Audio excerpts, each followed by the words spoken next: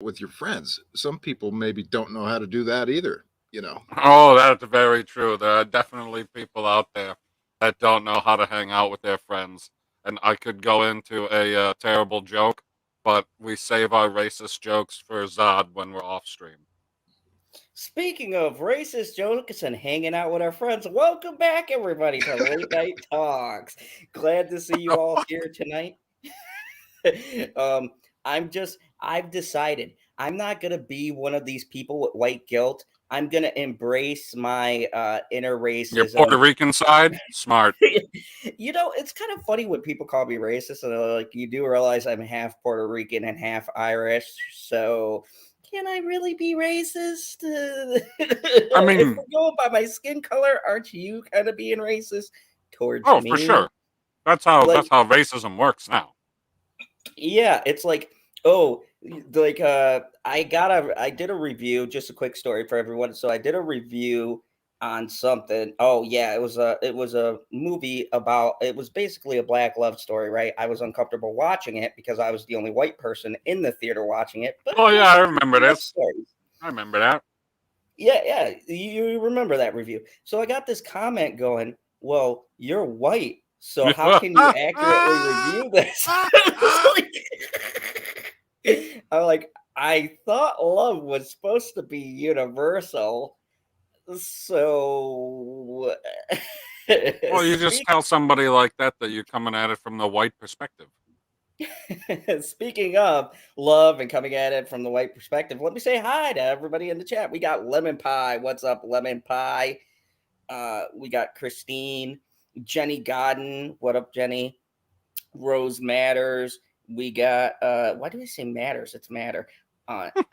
You know what? Because I'm you just matter to us, Rose. You matter to us, Rose. We got Keely Chow. You know something What's about up, Keely Keely Chow? Chow? No, Yeah, I mean I know one or two things about Keely Chow, but I'm hoping you'll share with me a fun fact.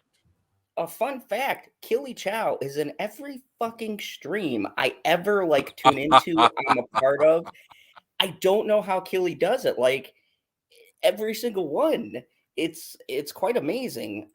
Janie Davis, how are you, What's up, Janie? Janie? Kim, good to see you, Kim.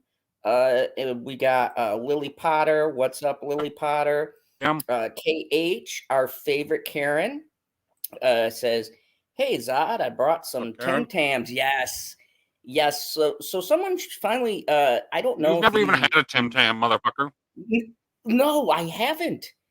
And they showed me what it was, and I'm like, I think I can eat that. I'm a caramel fan, so they showed me like the No, you caramel don't. Tim Tam. No, like I know what the Tim Tam is from talking to Stevie years ago, and you bite off both ends and you use that motherfucker as a straw.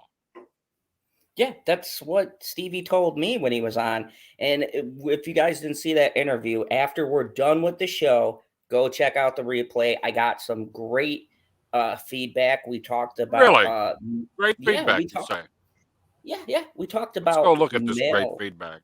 we talked about male domestic abuse. And if you guys didn't know, Stevie is starting his own male domestic abuse victim shelter. And I thought that was really cool. I found out about it a while ago, and I interviewed him about it on the channel. And definitely check it out because it's just amazing. I think it's so cool that he, especially being in Australia, there's not a lot of help for male victims. There was only one shelter that he told me got started like a couple of months back.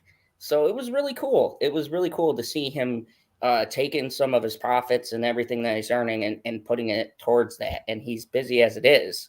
So These are some quality comments that you got on your previous stream. Keeping it old school says, "Good show." yeah, yeah. I got.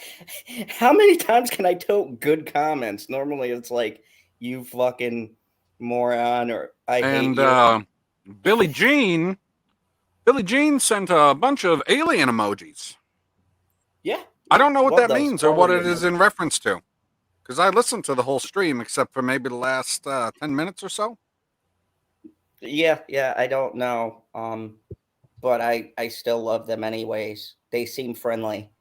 Wiki Supremacist says, "What's up, Mr. Zod? Stripped of all rank and exiled to being civilian. So sad. I know. The Kryptonian Council stripped me of my rank. Sucks, but At Janie least they Davis left says, you a fucking shirt. Don't stand up. Janie Davis says, we're still pretty sexist and racist and homophobic outside the major cities. Whoa, whoa, whoa, whoa, whoa, whoa, whoa, whoa, whoa. I feel like that's exactly backwards. Like, you drive to the middle of fucking no place. You don't run into a bunch of racists. You drive to the middle of downtown Chicago. You're going to find a bunch of racists. Like, I feel like that's exactly backwards. I don't think that these racists are the ones that are out in the country now. These country bumpkins that don't know anything. And when somebody of a different color shows up, they huddle in their homes because they're afraid. Well, people are just afraid of different culture. They just don't get it, you know. Very true. Speaking of cultured, we invited our good friend back, Mr. Zachary Leary. How are you doing today? So glad that we had such a great time, such great banter the last time he was on. I said, hey, Zach, what are you doing? He goes, I could come by for a few, hang out with you guys. So, Zachary, how are you doing? I'm doing great, man.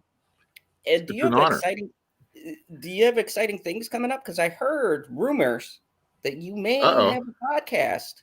Yes. Yeah, we got a podcast. Hopefully we can get Mr. Zod over there at some point. The we meaning I, myself. I was like, is there somebody else on this show? Well, I have guests on there, so that kind of counts as we. So I've got some guests coming up. We've got a video game developer. That was pretty interesting. Because I don't know how to make a video game, so I was really curious. That's dropping tomorrow. So yeah, I've just been having a good time doing the podcast. Zachary I. Leary channel is where you can find that stuff. Yeah, so go check that out. If I was professional, I would have put that fucking link in, but I do apologize. Some things have to remain the same on this program, and that is a constant.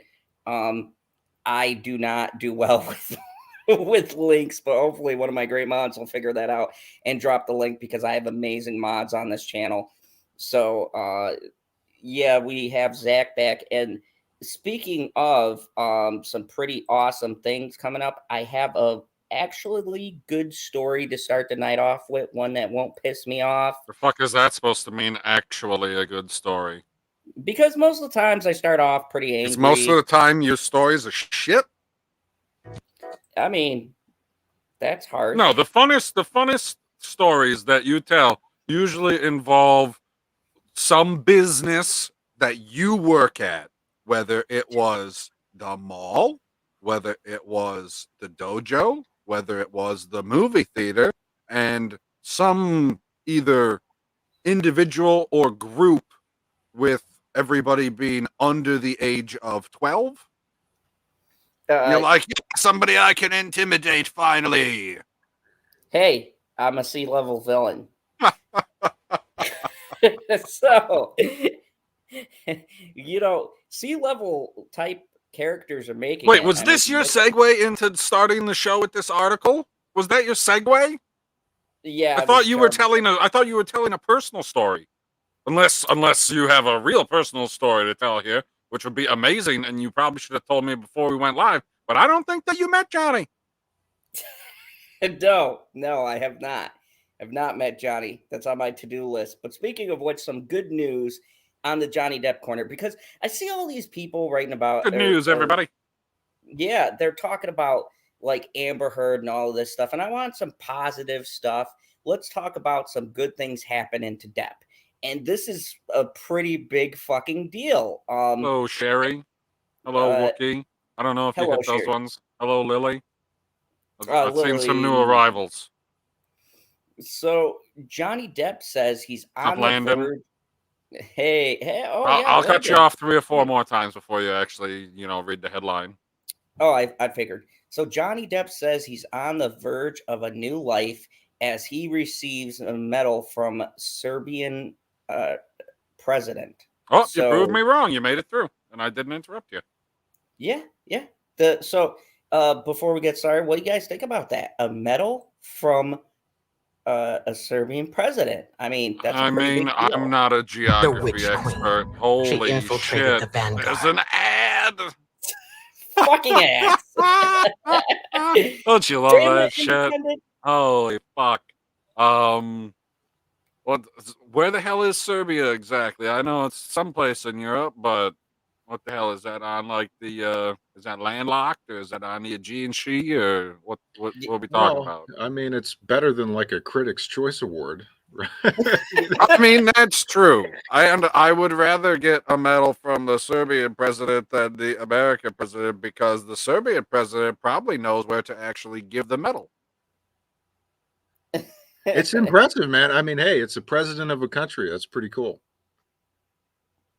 Good news for multimillionaires and their divorces. I mean, on one side, this is a personal interest story, or whatever the fuck those things are called. But I wonder, what relationship does he have? Maybe he did like some charity for them or something, or philanthropy work. Yeah. Maybe it'll allude to it in the article. Maybe if this monkey will read. I like a re-beginning, and I would love for that beginning to start here. The actor says, Johnny Depp and these fucking ads, Jesus Christ. Independent, get your shit together. Johnny Depp has said he is on the verge of a new life as he received the Gold Medal of Merit. Gold Medal of Merit. Something Baldwin. I want to know if it's made of real gold or not. And we got a couple. Just because I'm curious, because I feel like that's not something you ever get rid of. No, I think this is like real deal, man. He's getting a gold medal, like a medal of merit from the president of Serbia. On Tuesday, February 15th, the Which actor was 3 days ago, right? Yeah. It was recent. That's it was 3 days ago. Continue. Yeah, it was like, oh wow, this happened 3 days ago. The actor was presented with the award of politician. Oh God, no. Oh, come on, that's an easy one, guy. Just read it straight up. Alexander Vukic. I'm Vukic. Is it no? I think it's Vukic. Vukic. There you go. That sounds right. That's what I think. I don't know for sure. I could be butchering it, but that's what I think it is. So what is it? Say it again. Alexander Vukic. There we go. Xantar Vukic. Yeah. No, you don't need to say it again. Just move on. As part of the Serbian statehood day in Belgrade, speaking at the event, Depp thanked Vukic for the medal and said that he hoped it would prompt a re-beginning to his life.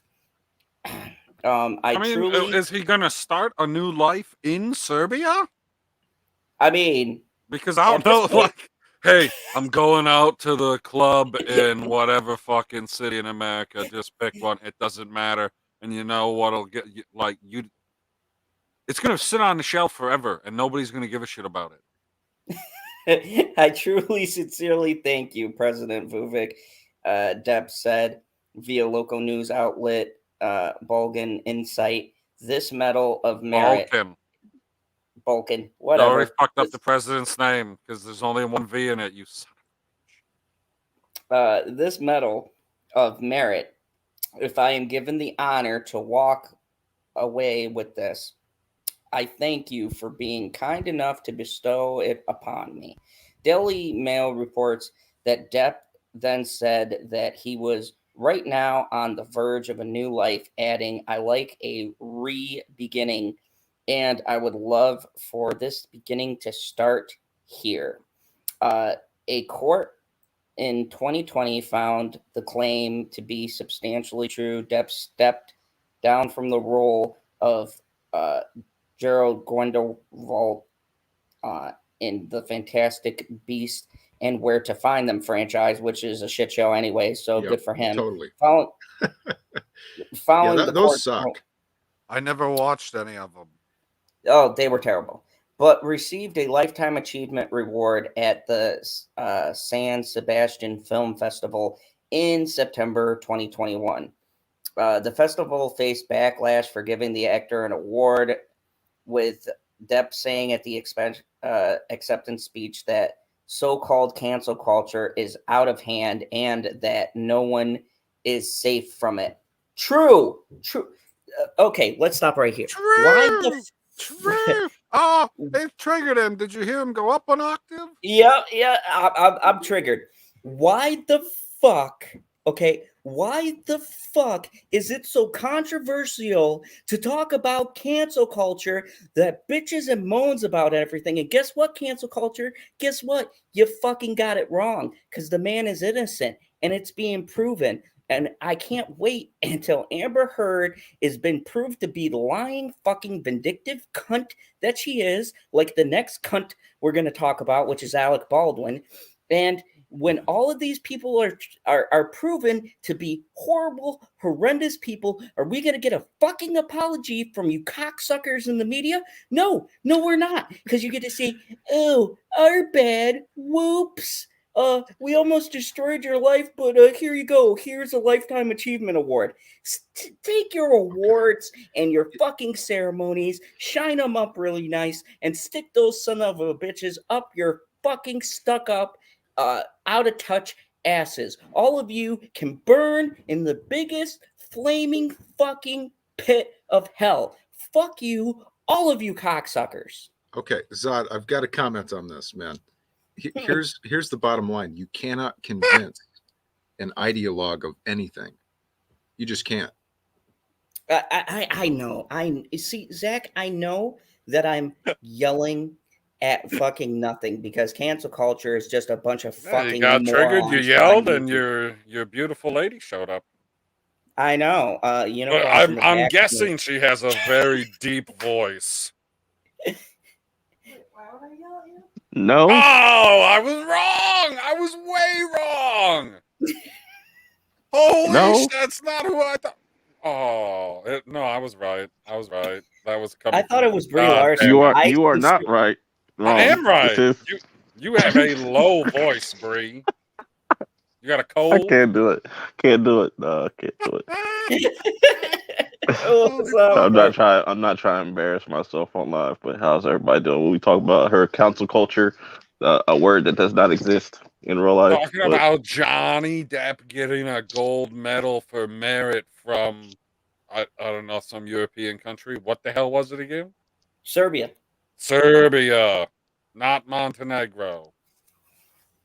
I mean, okay, let me ask everybody on the panel before we continue.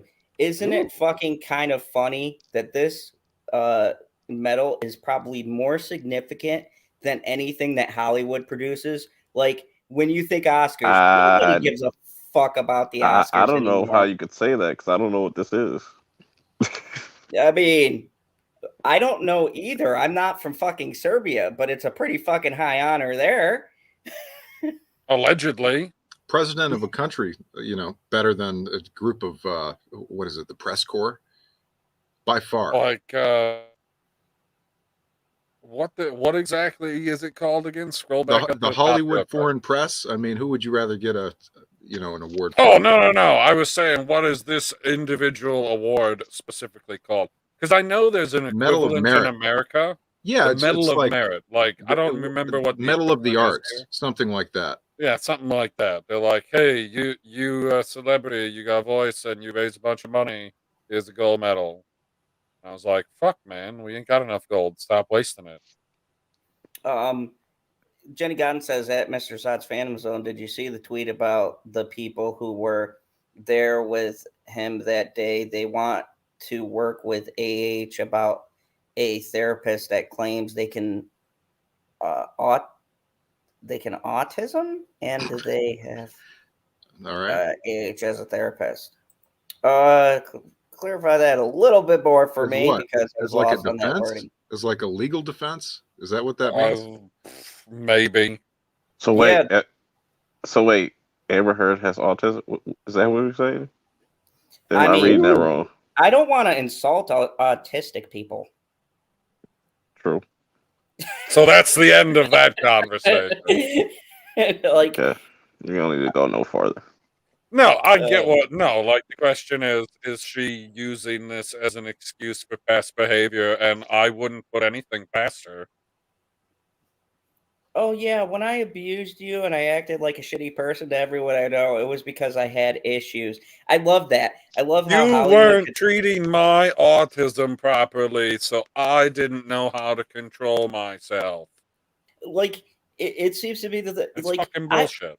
I wish as a normal person when like I did something like rob the store or something, they would be like, you know, the cops come and I go, well, you don't understand. I have a lot of issues in my life, and I'd be like, oh, okay, Mr. Dictator, it's okay. You can go now. We understand. Wait, repeat that? Go rule the world. Mr. Dictator. That sounds like the official policy of the state of California, though. I mean, I wouldn't be surprised. I heard they have quite a catch and release plan over there. Anyways, in 2019, Depp sued Heard for defamation over an op-ed she wrote alleging that Depp had abused her, which I like. Thank you, Independent. Alleging that Depp abused her, which we're seeing more and more. That's she's full of shit. The case is scheduled to go to trial in April. And yeah, so that was a pretty well-written thing. They didn't commit to anything. Good job, Journal, for being... I'm surprised I'm getting reliable sources. So my new raccoons, the old ones passed away. God rest their soul. It's been a tough one. They didn't pass away. They committed genocide. They committed COVID-19 aside.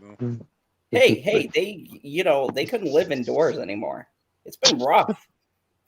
You weren't paying them enough. That's what happened. And then they ended up killing themselves. Shh. I don't need a Blizzard scandal. Janie Davis says, Mr. Sutton, Phantom Zone, shouldn't you be all for different rules for dictators? Hey, I'm working towards that. Stop giving That's away. not how a dictatorship works.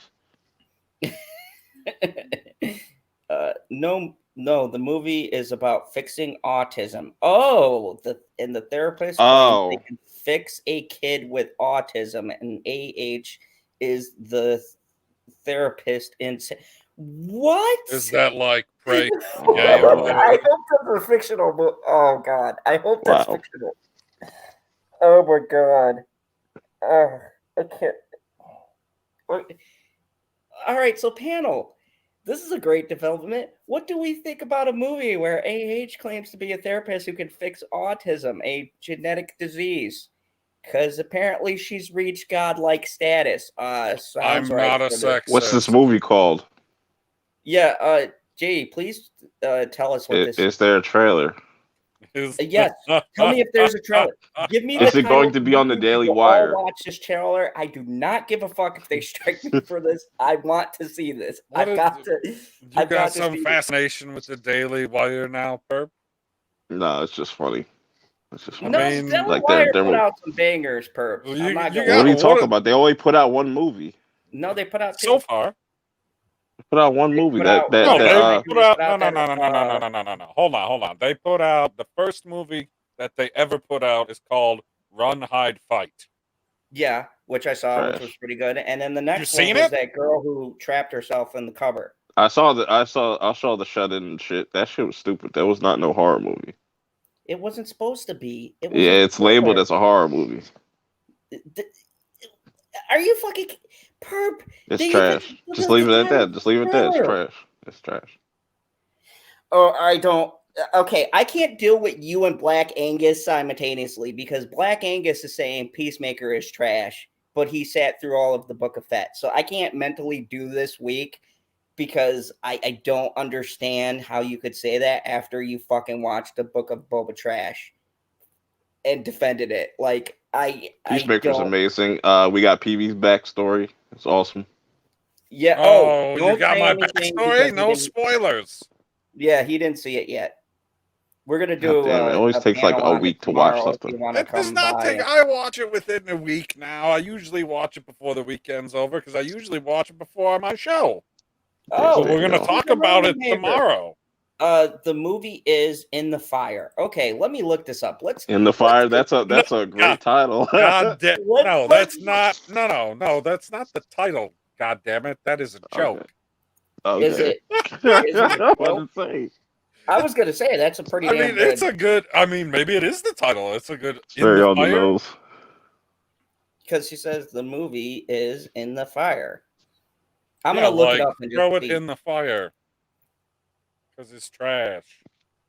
Yeah, Peacemaker is awesome though. That show was fire. Let's see, In the Fire.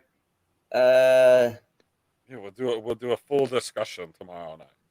You free? Yeah, aren't you? we're gonna do a full discussion. Maybe. You watch Peacemaker, Zach? Not really. I'm just not a fan of John Cena, to be honest, guys. Neither am I. This show would make you Neither a am fan. I hate. He John just is Cena. like it's almost like he's pretending to be an actor when I see him. and stuff. What isn't that all actors? yeah, no, but John Cena is like unique as I don't know.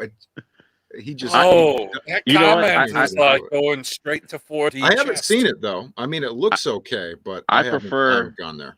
I prefer John Cena as an actor than a wrestler because as a wrestler, he's annoying. Well, he's just too I goofy, do man. agree. Like every time I see him, I've got like his theme song in my head and shit, and it's like I just can't take it. Wait, which theme song? You know, the one with like the trumpets and stuff. What? How does the it go? current one? Yeah, exactly. You can't see me. The time is now. But I hear it's good though. I've heard good things. You know. Yeah, so. he actually acts. Zach, it's amazing. Yeah, I might check it out. Dude, I might Yeah, check if it out. you want to by a see John fucking Cena eagle. acting. Oh, okay. There's It's no a comedy, trailer right? for this movie, but I did look it up on the Google, and I mean, I don't know how much it's classified as a comedy, but it's definitely got lots of comedy in it. So I would assume it's a comedy. Well, he was in Suicide Squad, right? That's the Right. same character. I don't like those movies, so that's kind of a hindrance. You didn't Right like back at the you didn't same like no, either of even if those you movies. don't like the Suicide Squad movie, I mean, it's good. yeah, no, I've seen the Suicide Squad movie, but like, I just wish DC could come back on top. You know, like the Christopher Nolan type stuff, and it's like, I don't know, it's okay for me. No, but it peaked in 2012. It's been a real shit show since. Okay, so here's the deal, guys. This is a period piece, so it makes sense, but it's got blood all over it. Hilarious. Thank you. Thank you. It's a 19th century set supernatural thriller. Supernatural thriller about autism? What? Those would like these words aren't meant to go together to make a sentence. The film, which will shoot in Italy, is directed by Connor Allen, who did No Man's Land. Principal photography, don't care about that. Angel Oaks Films is selling In the Fire, which is set to spark interest by no one. Fuck, that is the name of it? Yeah. In the Fire takes place on a farm in Colombia in the 1890s. A couple with a young autistic son have to face both the villagers and local priests who are worried the boy is possessed by demonic forces and is the reason the village is having its woes. But really, he's just autistic. He's not possessed. Or did they possess an autistic as some type of subterfuge to be like, Billy ain't gonna do nothing. He just special. And Jenny Godden says autism wasn't a diagnosis. I think they're just saying that the child is autistic, but the villagers are perceiving it as he's possessed. I can see what they're going for, but it's a very doctors don't know nothing. It's a very strange way, and they're selling it as a supernatural thriller. So, are they going to try to hint that the boy might be possessed? In which case, that's extremely fucking offensive. Is it offensive though? Like they possessed everything else. Why not possess an autistic person? I feel like that's inclusive. Is that not inclusive? It's like, Yeah, Jay got it. Sent me No the comment. thing. Like, how is it? It's because she's a Jack? female and she's headlining it. They're not calling out how offensive that whole thing sounds. Do they ever call out anything on her end? Speaking of offensive, do you guys want to hear some bullshit that offends me? Let's go to the police's stellar That you're a good guy? No, I never mind. I'm not. That was his mediocre transition. Yes, into Alec Baldwin and the police experiment reveals. I feel like I'm having deja vu right now. I don't know why. I feel like I'm just having a deja vu. Look, I will not stop until Alec Baldwin is in jail. Anyways, the police do a bullshit experiment that might prove Alec Baldwin. What are you even reading right now? Sorry, this thing just decided to go haywire. But the police did an experiment that Alec Baldwin might have accidentally shot the gun, so his claim might be true. I think they're full of shit, and I can't wait to read this because it's from entertainment, and we know how reliable they are. Alec Baldwin caught a body. Well, how can you shoot a gun without pulling the trigger? Well, let's find out. The police let the hammer fly. So one of the most shocking claims to surface from the tragic incident. That's what we're calling it. Oh, okay. It is. Is it not tragic? It is pretty tragic. No. Let me tell you why this pisses me off. Tragic incident. No, a gross oversight by people who are supposed to be keeping actors safe is That's not why a it's tragic fucking incident. It's not an accident. They weren't being safe. Even if the gun accidentally went off, no one fucking checked the rounds. No one gave a shit about anyone on set, and everybody's fucking responsible. Stop downplaying it and going, this tragic incident, this accident. Okay, so if your relative got shot by this cocksucker, would you still be calling it a tragic incident, a accident? No, you wouldn't. Nobody would be calling it. It depends on if it's on purpose. Like it's definitely tragic, no matter which way you want to look at it. Like even if you look at it from the Baldwin perspective, it's tragic. People are trying to ruin my life. Fuck off, Alec. But somebody died. Another person got injured. It's definitely tragic. But oh god, like I guess I need to see more of what they're using that for in this article of why I bring it up.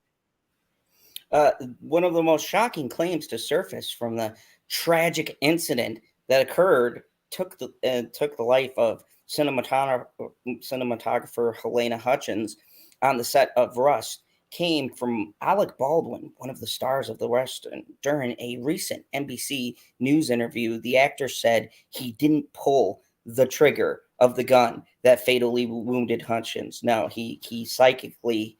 I feel like he would have said that like months ago if that was true, right? Yeah. He didn't publicly say it, Zach, but he's maintained this bullshit.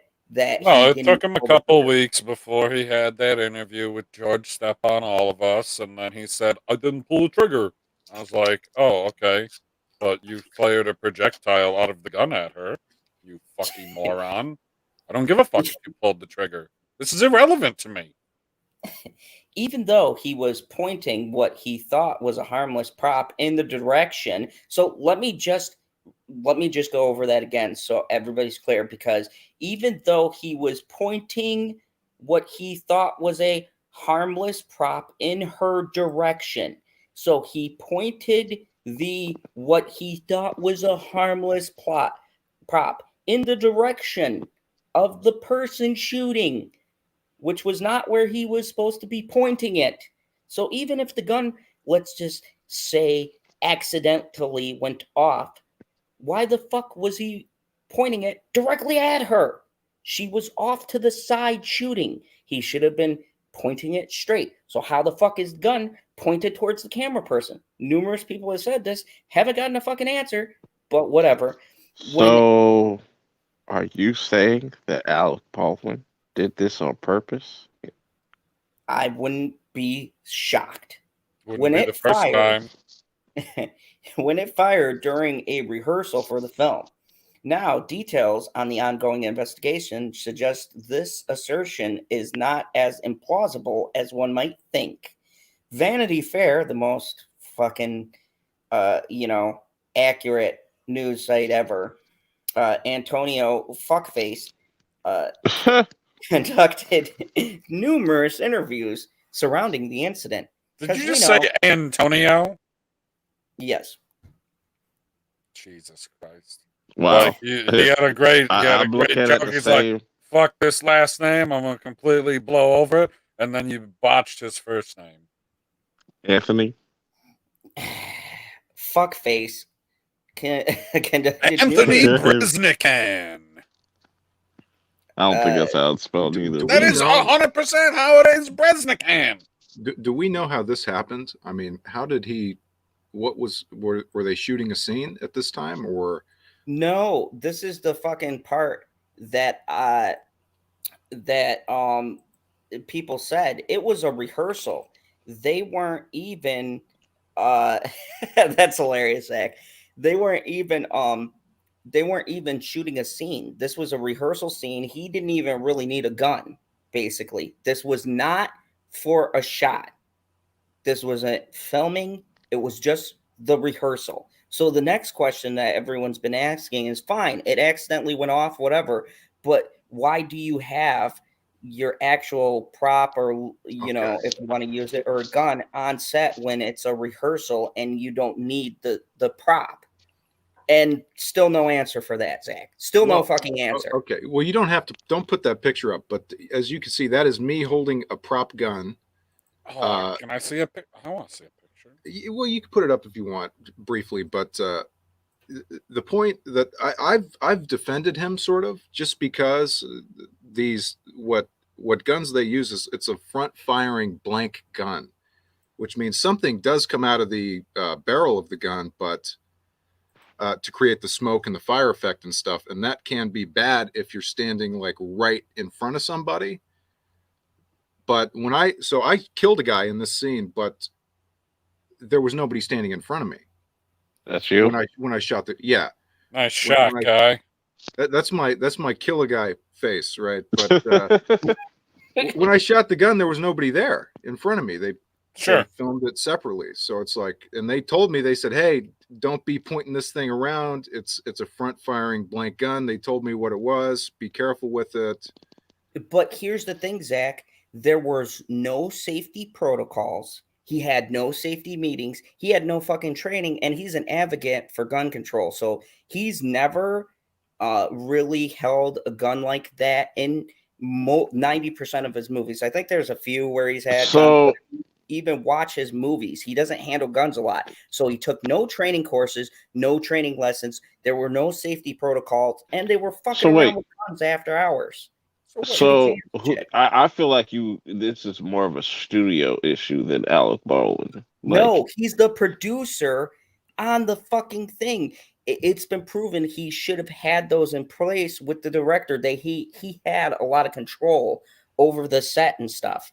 And him and the other fucking director, who's a scumbag and has been known to not implement safety measures on his sets, they both did not have any safety protocols in place. They hired an armorer who this was only her second gig.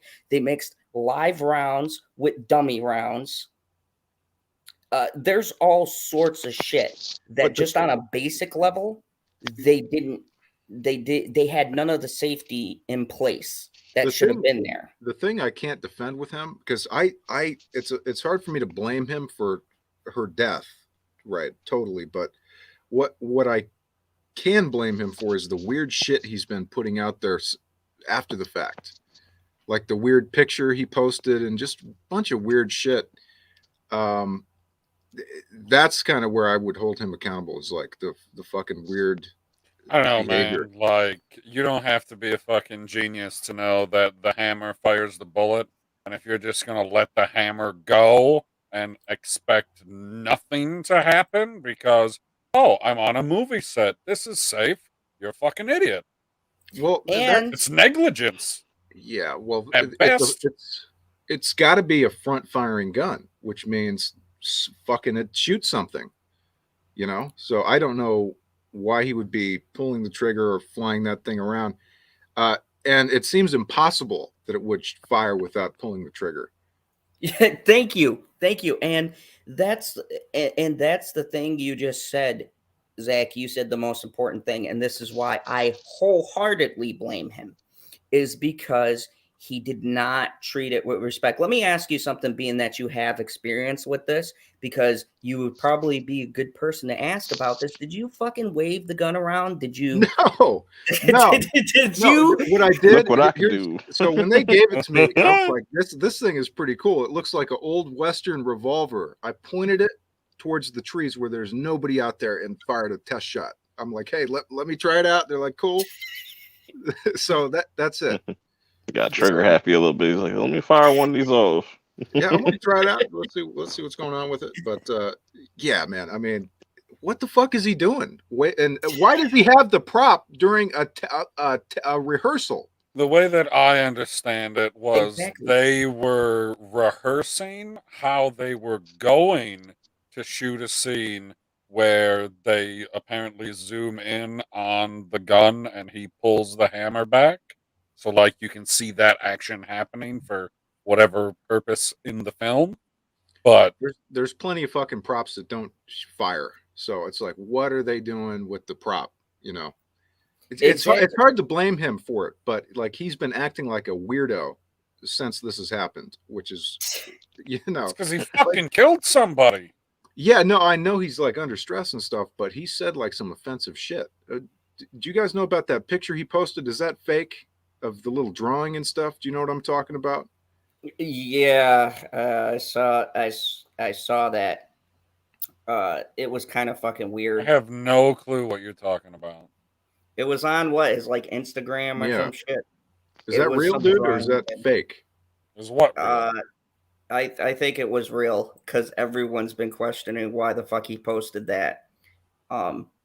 Yeah, he's pretty and good. I hope he's haunted. Honestly, I have no sympathy towards him.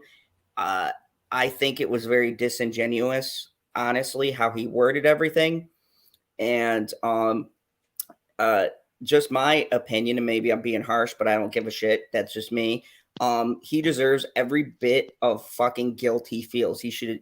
I hope this shit haunts him for the rest of his life. And it's not because I hate his politics or whatever else, or think he's a scumbag piece of shit just before this happened. It's the fact that he could go on national TV and try to play it and word it, because I watched that whole fucking interview and wasted an hour and a half of my life I'll never get back on him trying to make it appear by how he worded it that it was everyone else's fault but his own.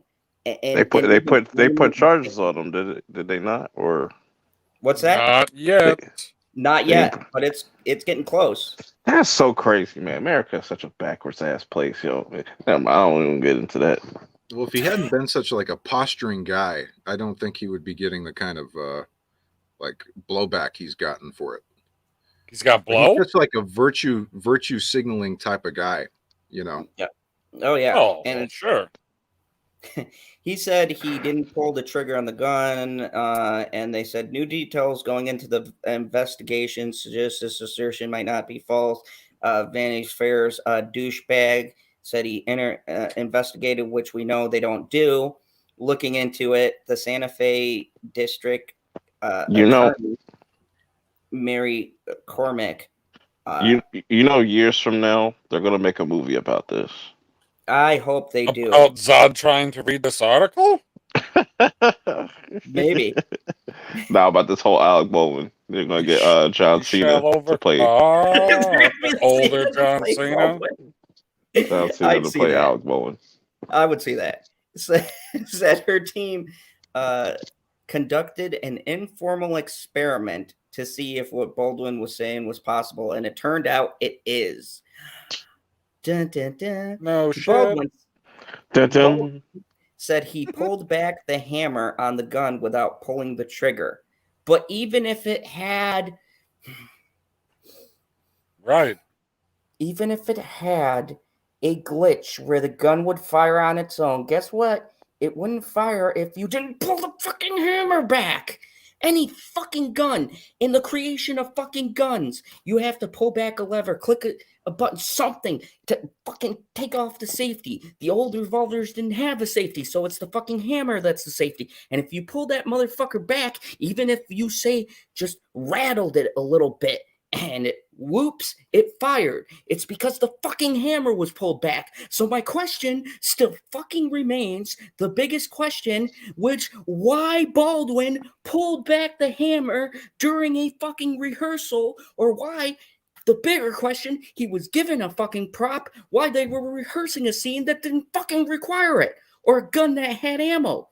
Why not a fake gun? Why not a gun that didn't shoot shit? Why did it have to be one of the realistic ones? There's still 1,000 fucking questions. How does this absolve this man of this fucking dumb douchebaggery? How? Vanity Fair and all of you shills who have your heads up these liberal pieces of shit asses, fuck you. There goes behind you.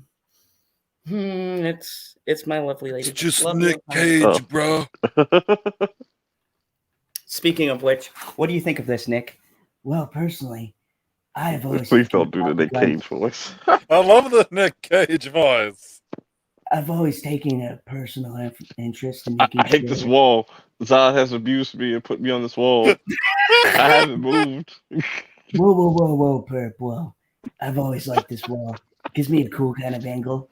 Also, I cook with his girlfriend, the bitchy one. I love Nick Cage cooks. By the way, check out my masterpiece pig. Thank you, guys. No, Thanks, pig Nick. is trash. Anyways. What's the sequel going to be? Oink? No, the sequel would be Piglet. And then the third one is Piglets. Bacon.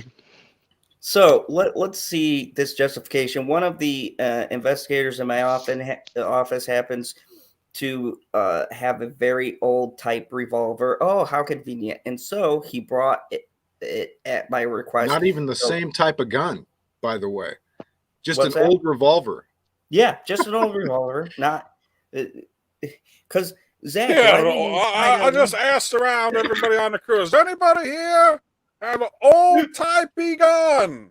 Like one of them old fashioned, like, does anybody here have a John Wayne-esque motherfucking gun? And somebody in the back raised their hand and they're like, I got some pile of shit at home. I got one in my car. That'll fucking work, yeah. Yeah, that'll work. Perfect. I just need a 6-shooter. Just a 6-shooter. I'm only going to shoot it once. So after the two investigators, including the one who supplied the gun, examined the weapon, Cormac Crazy. Came to a conclusion. And what was the conclusion? You can pull the hammer back without actually pulling the trigger and without actually locking it, she explains. So you pull it back part way, it doesn't lock, and then you let it go. The firing pin can hit the primer of the bullet. So what is the lesson we learned? He's still responsible because even if he pulled the hammer back, according to what this fucking person is saying, the gun still could have fired. Fuck you. No, I'm moving on to the next. Dude, that's what I said from the very fucking beginning. I was like, we don't even know if he pulled the trigger. Like, you don't have to pull the trigger to fire a gun if it's a revolver. Some revolvers are set up in the way that if you half cock it, it's like the safety on the gun. It won't fire. Like, it won't fire, period. Like, you can try and pull the trigger, nothing will happen because it's half cocked. So if you stop right before that, or if the half cock doesn't work because, you know, you just got it from some rando on the fucking crew who was keeping it in his fucking trunk. She's a lucky lady. And Zach had a very good point. Zach, what did you say? A ghost killed her? What? Well, I mean, it's just hard for me to buy into this, man. I mean, it's just hard to buy into it. Hard to buy into which part. Well, they're just the whole setup. I mean, what you've told us from the article just doesn't make any sense. I mean, none of it. No, we've been talking about it since the fucking week that it happened, and none of it makes any sense. Like, who's paying these guys salary on top of failure? You know, who's paying these cops salary where they're like, yeah, we found a gun from the same time period. What the fuck are you talking about? Get the exact model of the same gun. Isn't that what a cop does? I wish that's not even a test. That's not even a test. They got a gun from the same time period. Yeah, you kind of need the same gun. You're half cocked. Hey, I'm never half cocked. You quiet back there. Sorry, I keep my girl now locked. Speak the truth. Speak your truth, bitchy. Oh, speak your truth. Tip Talk says, "Oh dang, Brie Larson is on stream. She certainly is. You know what, Tim? If you want to, you can come on here too." Because she's on sabbatical right now. She's on sabbatical right now, so But yeah, I'm taking over her channel. If you don't know, I know Kylo Ren. To facts. I met him once. I know Tim. I've seen Tim. I was like, yo, Adam fucking Driver. You talked. That's what I said. I said he's been punking us. It is 100% Adam Driver. Like, no, I'm not Adam Driver. What are you talking about? I just it's amazing to me that he's like, I'm gonna garner favor on the YouTube and the TikTok, but I'm gonna send my body double out to do all of the interviews with the real press. Smart. I'm just glad because I'm friends with Adam Driver. Rebecca. So I've been defending him. I said I want a Kylo Ren movie. So. When I seen 10 Talks, I was like, yeah, clones are real. Clones are real, bro. It's like that guy. What is that one guy who looks like Thor who does a bunch of Star Wars stuff?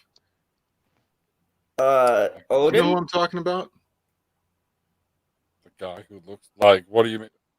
There's a dude who looks exactly like the Thor guy who does a bunch of YouTube stuff. Oh, okay. I think I just don't know. Yeah. I can't think of his name. I don't know who it is. I didn't know that there was a person that was like this. That I didn't know. Hemsworth doppelganger was out there talking. There's a lot of them. There's a lot of them, bro. Like a lot of Hemsworth doppelgangers. No, I'm saying like there's a lot of doppelgangers. Like there's this one chick that looks just like Scarlett Johansson. Like it's weird. No, her TikTok blew up off of that because she's a cosplayer and shit. So she's just dressed up as Black Widow. People are like, what the fuck? Yeah, I'll send you the video. You'd be like, oh shit. Good idea. Yeah. Videos. Yeah, I'm 100% convinced that it's Adam Driver, and we all think that his name is Tim. Hey, you should say hi to Q's Queen because she's only gotten progressively angrier with you. Well, Zod is kind of a Dave Filoni doppelganger too. Yeah, he's something. He's something. He's one of those Dave Filoni and the Bad Batch doppelgangers. Dude, one of us should have you on one of our channels and introduce you as Dave Filoni and ask you Star Wars questions. Yeah, but then he's got to talk with a little lady man voice. Lady man. You've heard Dave Filoni. Hey guys, listen, I got some new Star Wars plans. It's gonna be great. Yeah, flick your wrist. It's gonna be a great Star Wars that you ever seen. Like you've heard him. It is not pretty. Even when he gets in his angry voice, he's still talking up here. Does he have like a light voice? I've never noticed that. Oh, very much so. Very much. It does not match the cowboy aesthetic. He got his accent the same place that Lil Nas X got his. I do want to say one thing about Peacemaker, though. I know PB hasn't seen the episode, but there's a scene, and I'm pretty sure PB will see it. He'll be able to kind of spot this out once he sees it. But there's a scene between two characters. I was like, yo, that is Zod and PB to the fullest right there. Like that's how these motherfuckers argue. Oh yeah, yeah, I know what you're talking about. No, don't Yeah, you I was talk thinking about that it too. after he talked about it. I'll never know when to put my fucking earbuds back in. So, Planet Q's queen. Hi. I'm sorry I've been ignoring Ate you. my whole You sandwich. need a no. You needed a bigger sandwich. Yeah, I apologize that it was That's not a big also enough. what she said. Wait, I Oh, don't know who fuck. said that. That wasn't what she said. Anyways, so if you guys need more proof, We're still talking about Alec Baldwin? yep, one more. A Rust crew member texted. No, you say it wrong. A Rust crew member. Like that's how you're supposed to. Rust is Okay, in read quotes, the title motherfucker. because you've got more inflection than I do. A Rust crew member texted a warning about accidental gun discharges days before Alec Baldwin fatally shot Halyna Hutchins. So even if they go with this story, Zach, there's still this trail of people who has said multiple times, months, weeks, days leading up to this, that it seems like, dude, it seems to me like they're trying to play pretend like they're a big movie, even though it was like an indie thing, just because they had Alec Baldwin. Right? Does that make sense? Yep. Like they're doing all this stuff and they're doing, with props, and they've got a real gun apparently, which is weird. Yep. You could get away with that on a like a real set, but we're talking about like an indie film nobody ever heard of and nobody would have seen if it had not been for this, tragic thing. Who would have went and seen Rust? Like if everything had gone to plan. Alec Baldwin's got to have at least half a dozen fans out there. But well, dude, it's like how much of the budget went to paying his check? Like most of it, like all of it, pretty much all of it. There's no safety standards or care, and they hired a cheap ass armorer. So I'm gonna guess like the whole thing is cheap, of it. But they're acting like they were playing pretend, like that they were this big movie, and they didn't put like the necessary shit in place. And the one Western I did was like this little low budget thing. They were legit, man. And these are guys who you've never heard of, right? It was they knew what the fuck they were doing. They didn't put me in a position where I could have done what happened here. So let me just ask you, because this is all interesting, and none of us have ever worked on a set except for Perp when I set him up with great lines. Anyways, what are you talking about? That don't make sense. That was a bad joke. That was terrible. Just move on. Tomatoes. Anyways, so in your experience, even working with something that was smaller, you're saying that they took the proper safety precautions. Did they train you guys? Did they tell you about proper weapon etiquette and things like that? Did they make you feel safe on set? Yeah, it never even crossed my mind that there would ever be a problem. And you had people saying this is unsafe with this movie and stuff. We never had that thing. It was such a great time. And when I fired the weapon, like I said, there was nobody standing in front of me. They cut it that way on purpose just to minimize any potential thing. And a front firing gun, it generally speaking is not going to like hurt somebody. But they even took that extra step where we're not going to have anybody even standing in front of you for it. But why? But I didn't have a real gun. I had what's called a front firing blank gun, which looks, sounds, and acts like a real gun. So what are they doing with this creepy old revolver gun on the set? That's the only one that they could find that had rust on it. Dude, a front firing blank gun is like $300, and it's much safer. It's got to be rusty. Yeah, well, you could do that. You could age it. No, but it's way cheaper to look out into the crew and be like, anybody got an old timey weapon?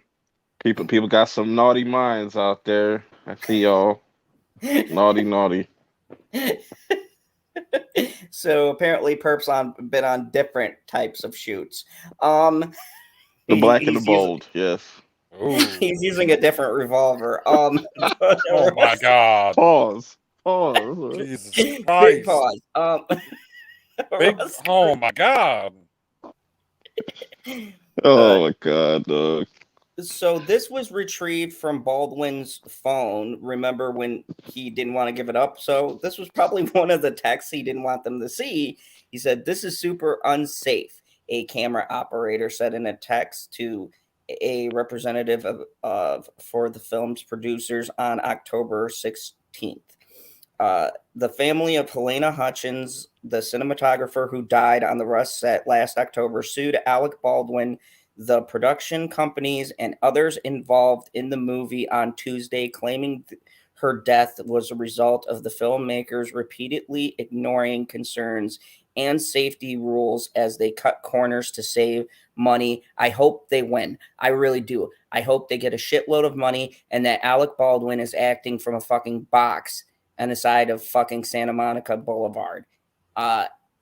Baldwin, who is one of the producers of this low-budget indie, shot and killed Hutchins during a rehearsal on October 21st while filming at the Bonanza Creek Ranch near Santa Fe. The actor has said he did not pull the trigger of the revolver that contained live rounds, which the fuck? Well, he better learn how to pull the trigger if he's going to be washing cars on the side of the street in L.A. Yeah, Zach, that's what I'm telling you. They had live fucking rounds, and the police, when they did the investigation, found the shell casings. They were actual live rounds in the fucking gun. So even if it was a front firing gun or whatever the case may be, there's no defense for this man, because why the fuck? And when they investigated it, the live rounds were mixed with the dummy rounds. So again, why the fuck are the live rounds in the same fucking table or whatever as the dummy rounds? Well, like, you want to hold Alec responsible, and I get that, and I don't necessarily disagree, but like the armorer here, dude, is the person who should be doing 10 years or 15 years. Oh, no doubt. I said, and PB heard me. I said everybody should be held responsible, because when you're dealing with weapons, multiple levels of failure, and everybody along. But you know what's sad? You know what's form of responsibility, but ultimately the projectile came from something that he physically did. But you know what's sad? Most of these people are just going to probably get a slap on the wrist. I hope that they sue the shit out of them. Well, they also put a fucking real gun in his hand with real fucking bullets. That's a problem, you know? Yeah, but you know, Zach, on the same part too, where it's Alec Baldwin's fault for me, and this has been said by Nick Cage, by fucking Keanu Reeves, who's done the John Wick films, okay, which are my favorite of all time action film, right? Like it's like Die Hard and John Wick. But anyways, just so you know, whenever you reference that Nick Cage said something, everybody who's watching just assumes that it's you. So I thought your favorite film would be Gone in 60 Seconds. I mean, I love that. By the way, did you see the film Nobody? Have you seen that? Yes. Fucking awesome. Yeah, I think I just watched it. Yeah. But anyways, they've all said the same thing, though, Zach, that they had enough training to feel the weight of the gun and the weight of the bullets, and to know by just fucking touching the gun that it was a real weapon, you know, any of those guys. So even if you say, okay, the armorer fucked up, they put in live rounds, they gave him a real gun, right? Okay, that's on the armorer. It's also on the director, because it went through his hands and he said it wasn't live, and then it went to Baldwin. Baldwin should have checked. Baldwin should have had the training to check. I mean,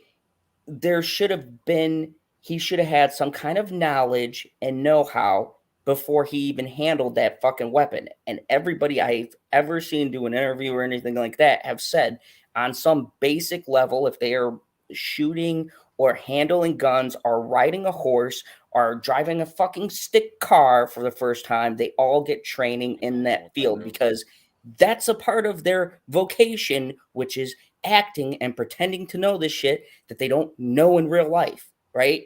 So it'd be like people wouldn't hop on a horse if you don't know how to fucking ride. Why would you handle a fucking gun if you don't have some kind of basic level of how it works? So, fuck, man. Go ahead, Perp, because I forgot what I I wasn't was gonna say say nothing. because this guy rambles on. Oh, my I bad. was gonna say Planet Q's Queen said the family of Halyna has filed a wrongful death suit against Alec fucking Baldwin. Yeah. What I was gonna say is, so the most irrelevant question that you could ever ask somebody, like, I can't think of one that's more irrelevant because you're gonna go through the process anyway. And if you don't, you're a giant piece of shit, Alec Baldwin. And that is, you don't ever have to ask somebody if they hand you a weapon if it's loaded. There's no point to ask because you need to check. Period. You got handed a weapon, you need to check if it's loaded. Yeah, it should just be. There's you can ask. You can be like, hey, is this loaded? So you could, I don't know, be extra careful when it's handed to you or something. But you should always be being extra careful when you don't know. And that's why it's the first thing you do whenever you're handed a new weapon, any kind of weapon. I don't care if it's a fucking RPG. You'd be like, is it loaded? There's so many weird things with it. It's like, why is it, even if it was fake bullets, why is it loaded during rehearsal? Yeah. It's all kinds of fuckery. All kinds of fuckery. That's why I said it's a pretend set, right? It's just a fucking mess. Yeah. It's just a mess. Like you were saying, Zod, every step of the way it was fucked up. And that's my complaint, because if I don't know if you can clarify this for me or not, because you probably have the most knowledge out of us, but if you're a producer on a film, right, and you have that kind of higher role, wouldn't you want to have more of an initiative into things like this? I mean, I don't know how it fucking works. Isn't a producer in some capacity responsible for these things? Well, I mean, dude, your number one job is to keep people safe, right? That's your fucking job. You want to keep people safe. Creating an environment where something like this can happen is a total failure of your job. But what's not a failure is we got 23 people watching. Thank you, everybody. Make sure you hit that like button. Shameless plug, I know, but I appreciate it. It's good to see you all here whilst we talk about this, because the next article will definitely have you in the laughs. But anyways, we'll talk about a failing film director here in a second. We're going to talk about poopy pants next? It depends on who you're thinking about. But anyways, the actor has said he did not pull the trigger of the revolver that contained live rounds, which under best practices should never even be present on the film set. The new lawsuit maintains Baldwin should never have pointed the gun at Hutchins or released its hammer, which allowed it to fire. It also alleges that the actor and others did not have the proper training required to handle the weapon. And as crew members previously told BuzzFeed, the lawsuit contends those in charge of the Western fostered an unsafe work environment by not following firearm protocols. Well, plus, I don't know if this is going to like help towards the story, but it might. When you're handed something like that, you want to ask the director, what do you want me to do? You don't just fucking point it at somebody. You say, okay, so how would you like me to do this? That's pretty fucking standard, you know? It's like you're handed a weapon. Okay, so how would you like me to proceed?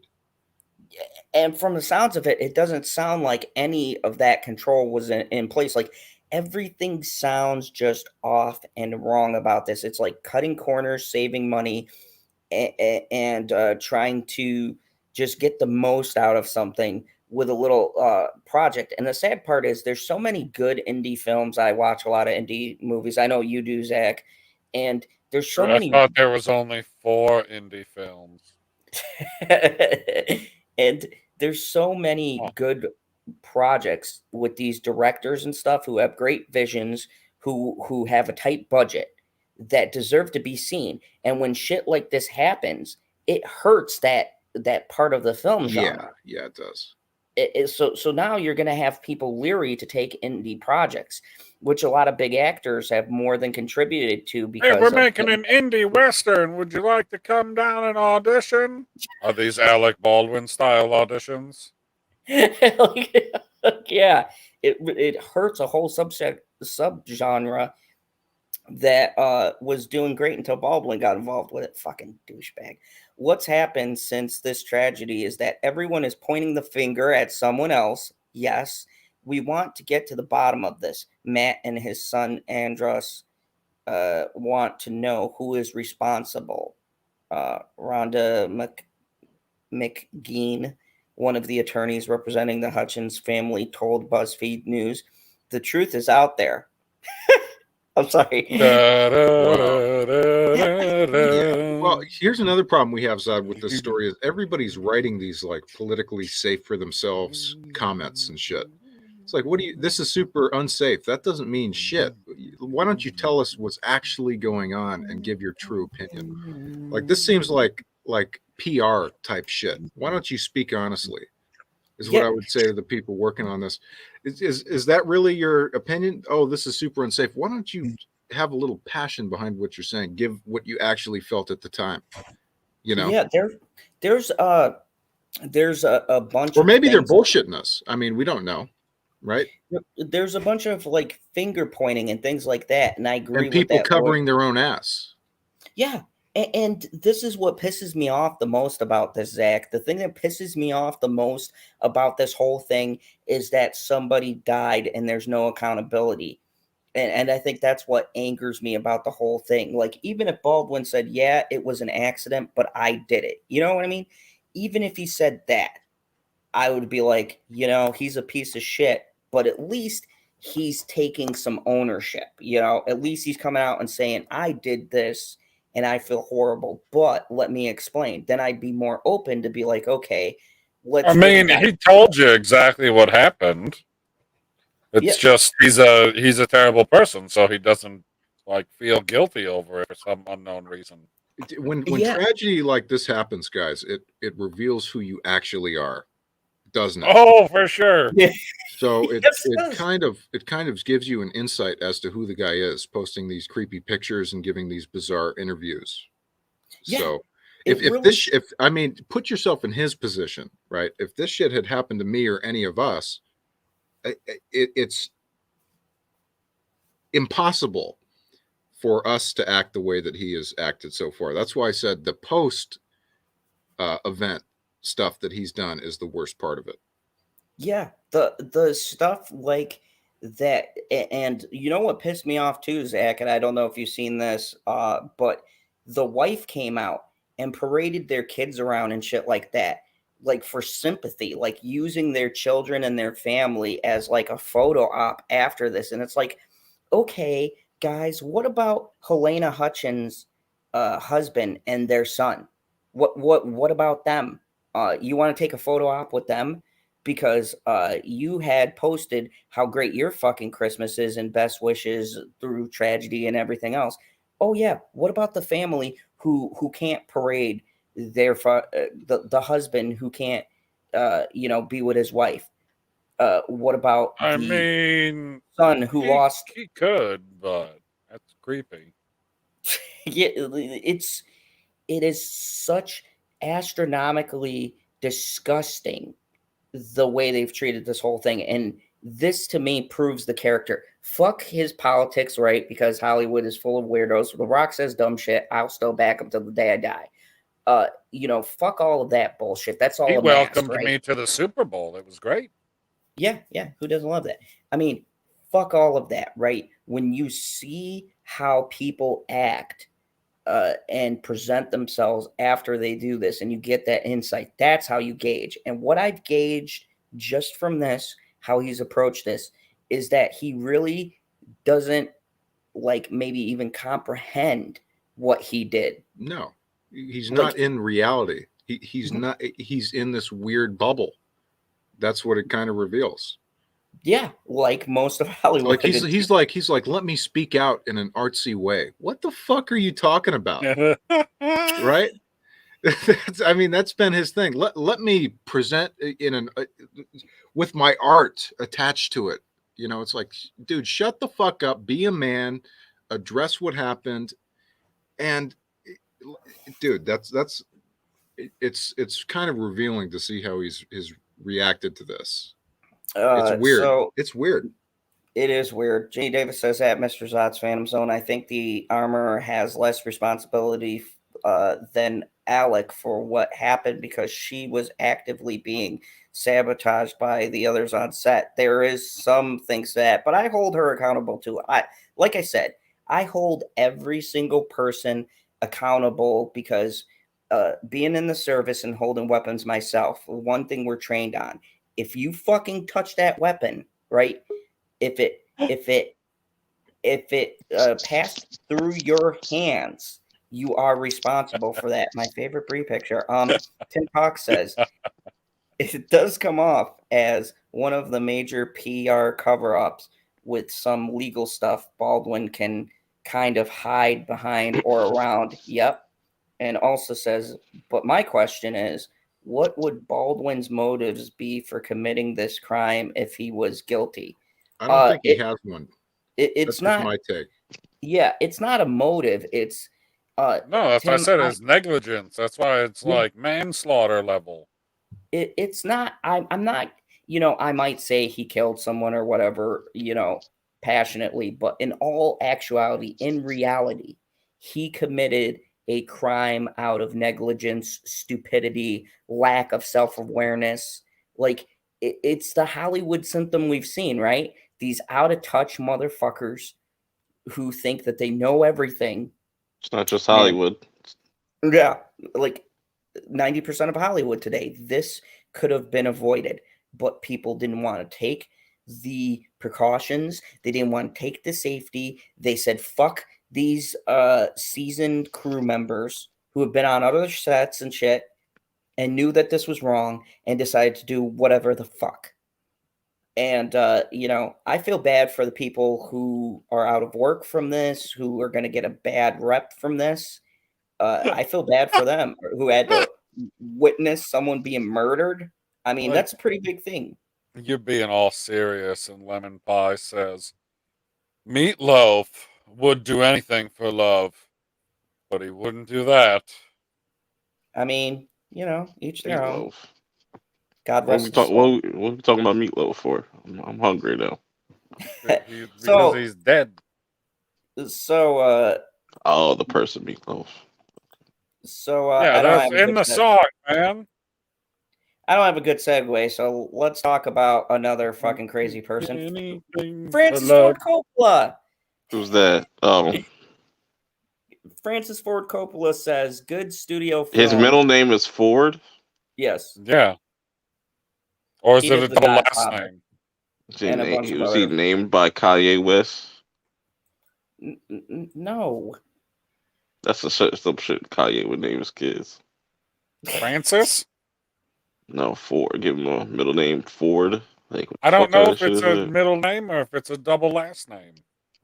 That's a middle name. It's in the middle. Like the chick who owns the Lions, her name is some old white lady, Firestone Ford. And yes, Tim, The Rock did say that, but he was just trying to get his 15 minutes fame. I wasn't really happy about that, but that's one of those stupid things that I just sweep under. It doesn't matter what your mat's like. No. I think celebrities say stupid shit just to help their career. Like they love, it's like the general public doesn't take this shit well. But when Bryan Cranston goes out and does his, I had to check my white privilege thing. Privilege? Oh God, I bet you a ton of people come up to him who are like colleagues and say, "Oh, I was so inspired by your piece." Right? I think that's why they do it. He talked about his white privilege and how he's not doing a movie because it was a comedy on the KKK and that's not funny and things, but it was a comedy that was making them look stupid, which I said, So we can't. Regardless, though, of his statement, though, his statement kind of stands by itself. Yeah, it was. He's breaking woke. But anyways, Francis Ford Coppola says good studio films, Dune, No Time to Die, are from talented filmmakers, yet feel similar. Francis, you're getting old in your age because Dune and No Time to Die don't even remotely feel anywhere near the same fucking ballpark. One is good and one is mediocre. Did you see both of these movies, Zach? Yes, I did. You're not Zach. Yeah, I liked them both, man. I don't know about. I like both of them. Have you seen both of them? God damn it, Zod! Would you let me fucking ask a question? Like, I asked one question, it wasn't even fucking directed. You're like, I'll fucking answer. Herb, have you seen both these movies? I've only seen Dune. I don't care to see any generic James Bond movies. Dude, I like James Bond, PB. I like all of them. I like the fucking Sean Connery one, who was like a funny. I laughed my ass off watching the Sean Connery ones. I mean, they're awesome. But fucking Daniel Craig, dude, to me is like making him a real person. So I like all of them pretty much. Okay. Yeah, I haven't seen either movie. Dude, No Time. If you like the past ones, if you like Skyfall, you'll like it. I feel like I haven't seen any of the Daniel Craig Bonds. Really? Yeah, because you can Pierce Brosnan was my guy, and they're like, "Yeah, we're getting a new Bond," and I was like, "Well, why?" Well, I get that, but start with Skyfall. If you like Skyfall, then go back and watch the other ones. Okay. Yeah, Skyfall is brilliant. Fucking awesome. Yeah. So, in an interview with GQ published Thursday, the director argued of the studio movies, I could go pull the same sequences out of both of them and put them together. Wow, Francis, you're getting old. Dude, this is him saying, why won't they hire me anymore? Because you haven't made a fucking good movie since '84. Some old fucking guy talking about Marvel. Get the fuck out of here. I mean, if you say, yeah, like, we could give you Boba Fett since they want to make like this guy like a drug lord and stuff like that, or a crime lord and shit. That'd be right up his alley. That'd be right up his alley. But they didn't do that. He'd probably do a shitty job, though. I mean, have you guys seen his latest movies? Any of them? Yeah. They were Boba Fett movies? No. Zod, did you see Twixt? No, I did not. Oh my God. Not after the one before that. That's with him. That's with Francis directing and the dude who played young Han Solo. Yeah. I saw the preview for that and I said, nope. It sucked. I was like, you picked the worst actor in the world to do this fucking movie. Like, I was like, and I feel bad because I don't entirely think that it was necessarily his fault. I feel like maybe the direction was not going to be there for him. So yeah, both movies felt different. Thank you. But I did like both films. Dune was better for me. I think No Time to Die, the pacing was off, or it was just a little. Yeah, I have my issues with No Time to Die. I wasn't like ragging on it like everyone else. I didn't think it was woke. I don't know. We're all on that train still, but I just thought, like Tim said, the pacing was off because you could feel where they cut stuff. At least for me, I don't know if you could see that in movies, Zach, but where there's a break and you're like, oof, there should have been like a scene there, and you could feel where they did editing. Rami Malek was my problem with it, dude. He was a terrible villain. I felt like they didn't give him anything. That was my other issue. No, they didn't. It's not really his fault. Yeah. He's a great actor. Like, Mr. Robot is one of my fucking favorite shows. And they fucking wasted, like, he would make an absolutely great Bond villain, and he does for when he appears, but it's like no backstory. No motivation. You no don't motivation. Know what the fuck he's doing. He's like, oh yeah, I want to kill all of Spectre, and then, oh, well, now that I've done that, fuck the rest of the world. And it's like, wait, what? So you killed the people who were responsible for fucking you over, but now you want to destroy the world just because? Okay, I guess. Like, when are they making Mrs. Robot? I don't know. I would love to see that. Is there actually a Mrs. Robot? I've never seen the show. No, iRobot it's a mind fuck. iRobot? Or not iRobot. I mean, iRobot is a little bit of a mind fuck, but probably not as much as Mr. Robot.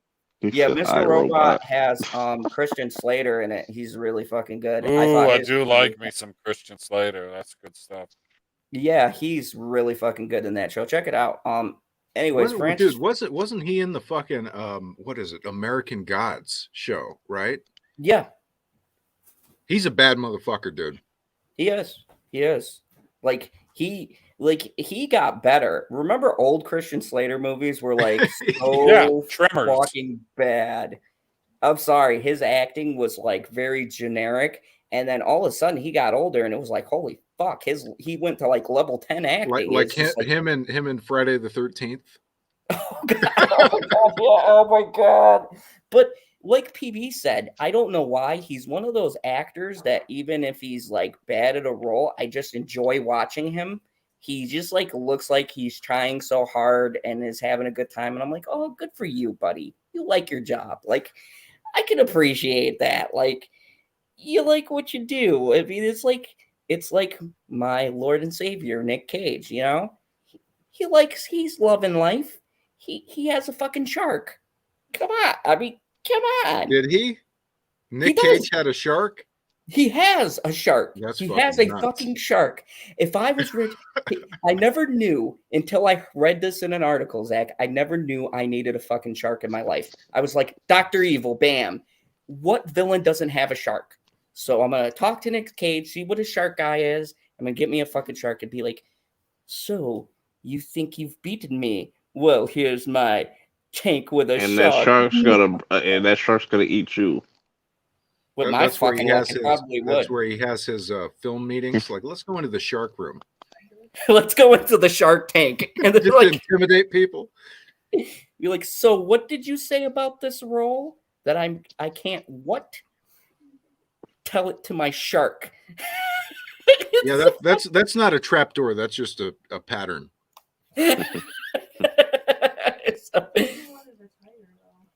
I do want a tiger because of Scarface. I want a tiger that I can drive around with and a fucking shark that I'll keep to intimidate. Okay, Jeff Lowe, relax. I thought you were going to say because of Mike Tyson. No, I mean, it was actually... I thought it was going to be Ezekiel. Yeah, the tiger.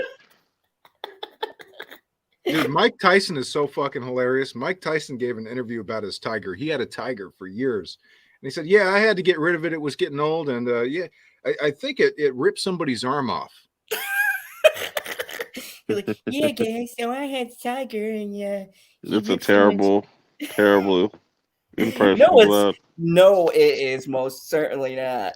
Yeah, that is terrible. That's insulting. He'd punch you in the face for that.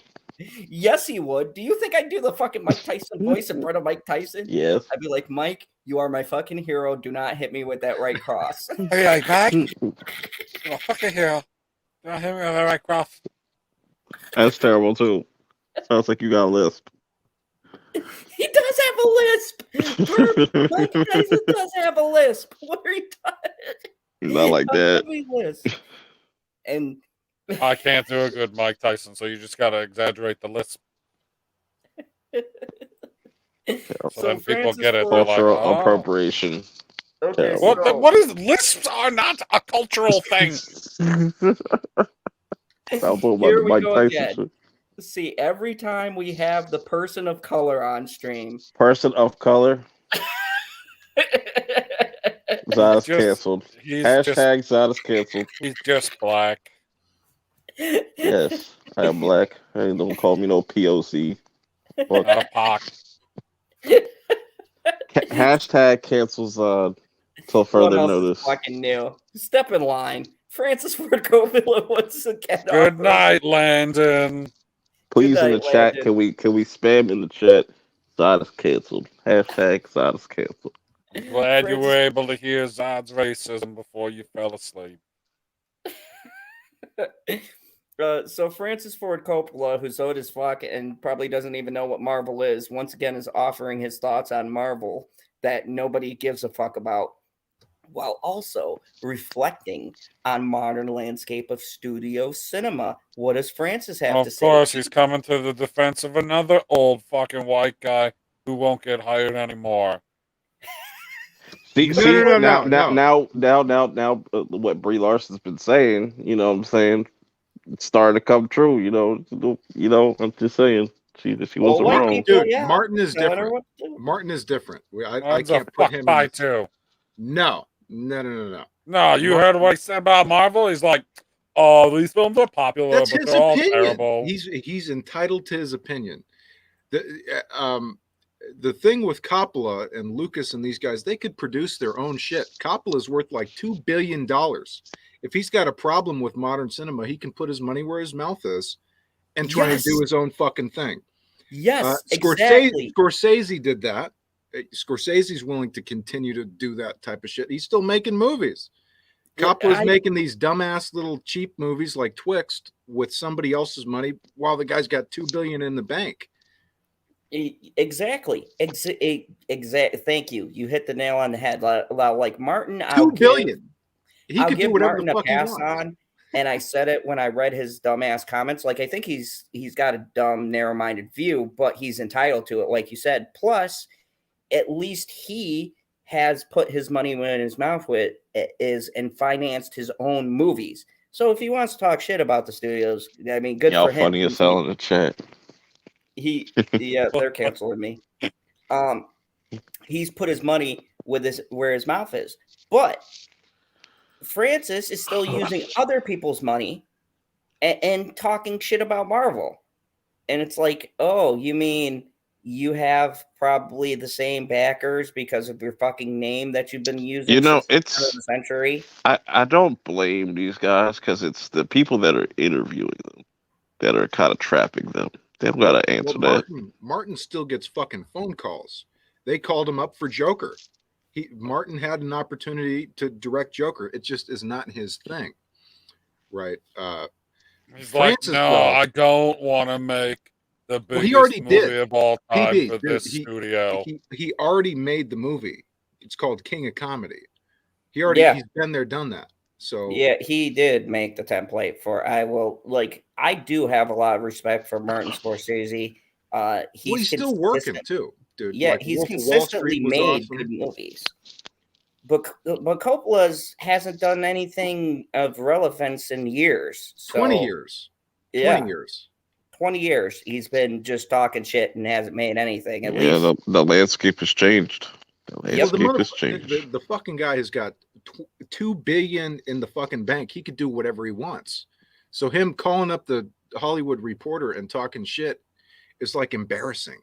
It is. It really is embarrassing. Coppola garnered his comments 3 years ago after coming into the defense of Martin Scorsese, who faced backlash at the time for describing Marvel films as not cinema. Having a stupid fucking opinion.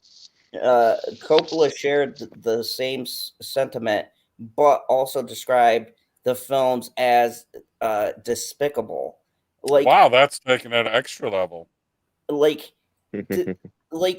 I'm sorry. I don't blame him though, because this happens in all media. Look at hip hop.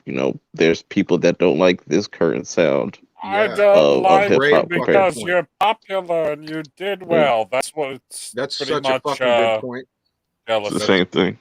That's such a good point. It's like Howard Stern going after Joe Rogan. Same fucking thing. Howard's irrelevant. Which is hilarious because Howard Stern. Howard's the original, and he's like, "Oh, now this other guy's more popular than me. I'm gonna go after him."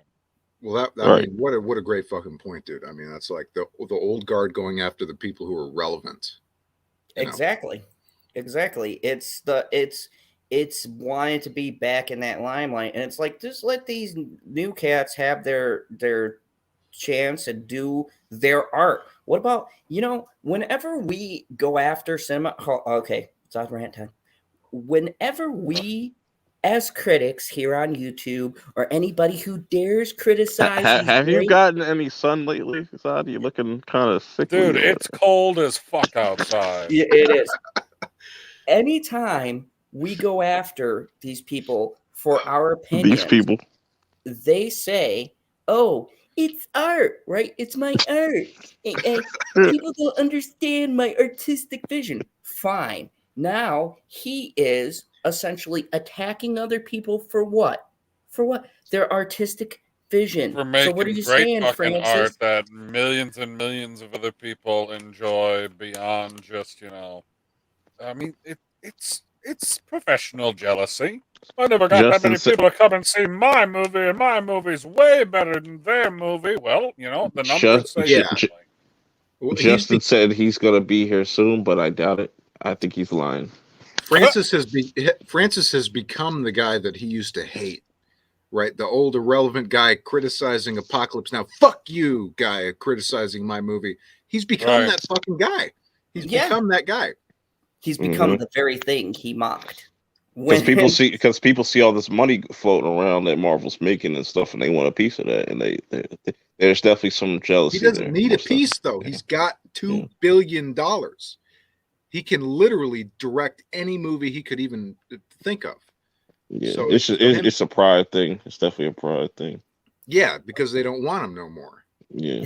When speaking to GQ magazine for a profile published Thursday, the director continued to share his thoughts on Marvel, arguing that instead of Hollywood having studio films, there are Marvel pictures now, and films that are repackaged to look different but are still the same prototype movie. Jackass was so much the same.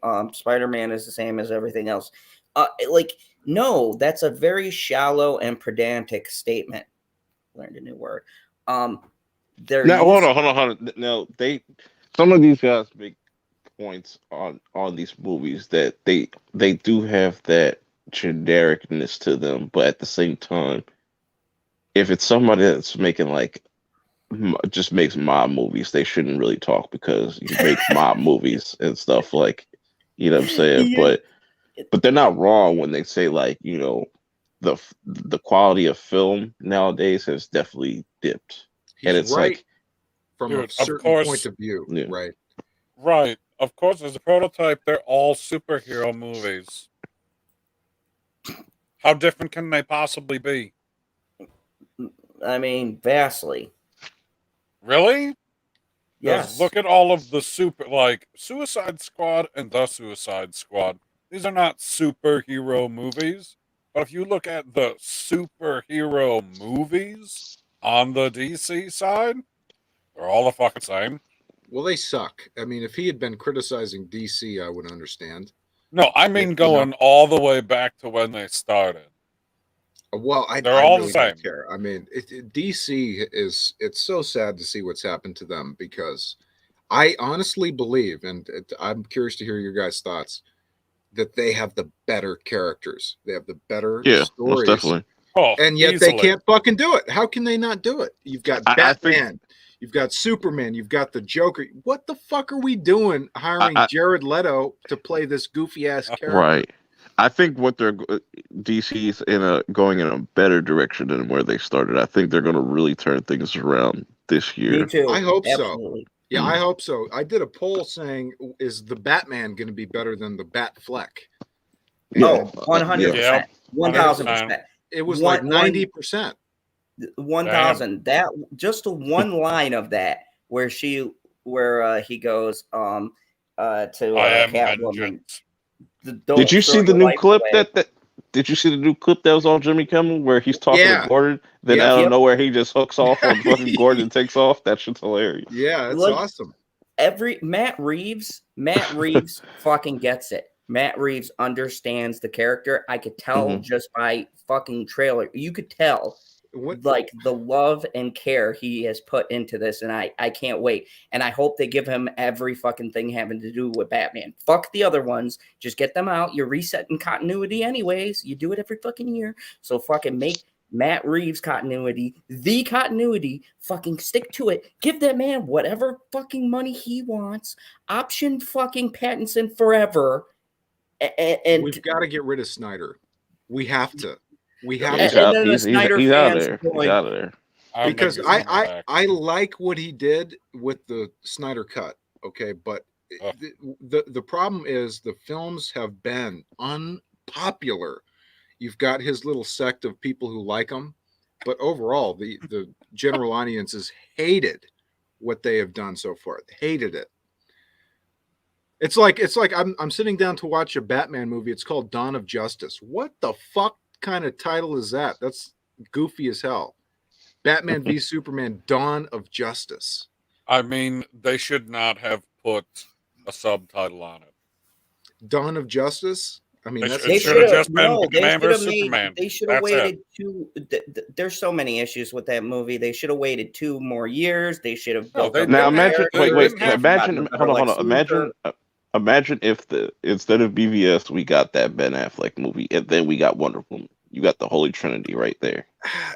I'm of the mindset of Dark Knight Returns. You had a fucking gorgeous template, and you fucked it up.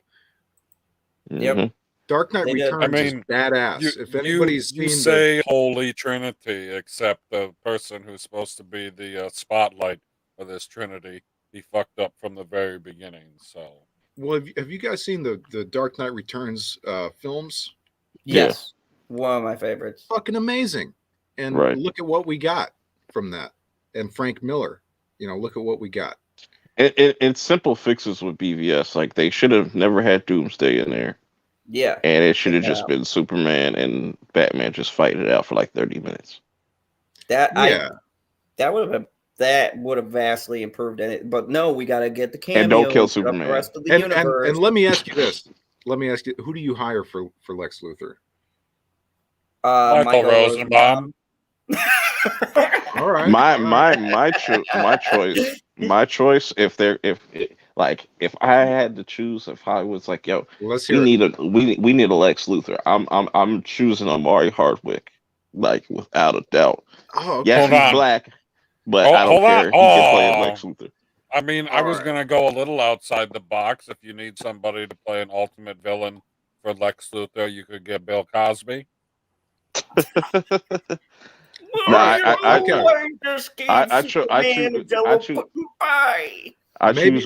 choose Amari because it's just like, if you've ever watched Power, I'm just like, he plays the perfect Lex Luthor, where he's like, he's got to be a playboy at night, but then he's got to get, he's got to be this drug dealer. So hold on. If I've never seen Power, then he doesn't play the perfect Lex Luthor?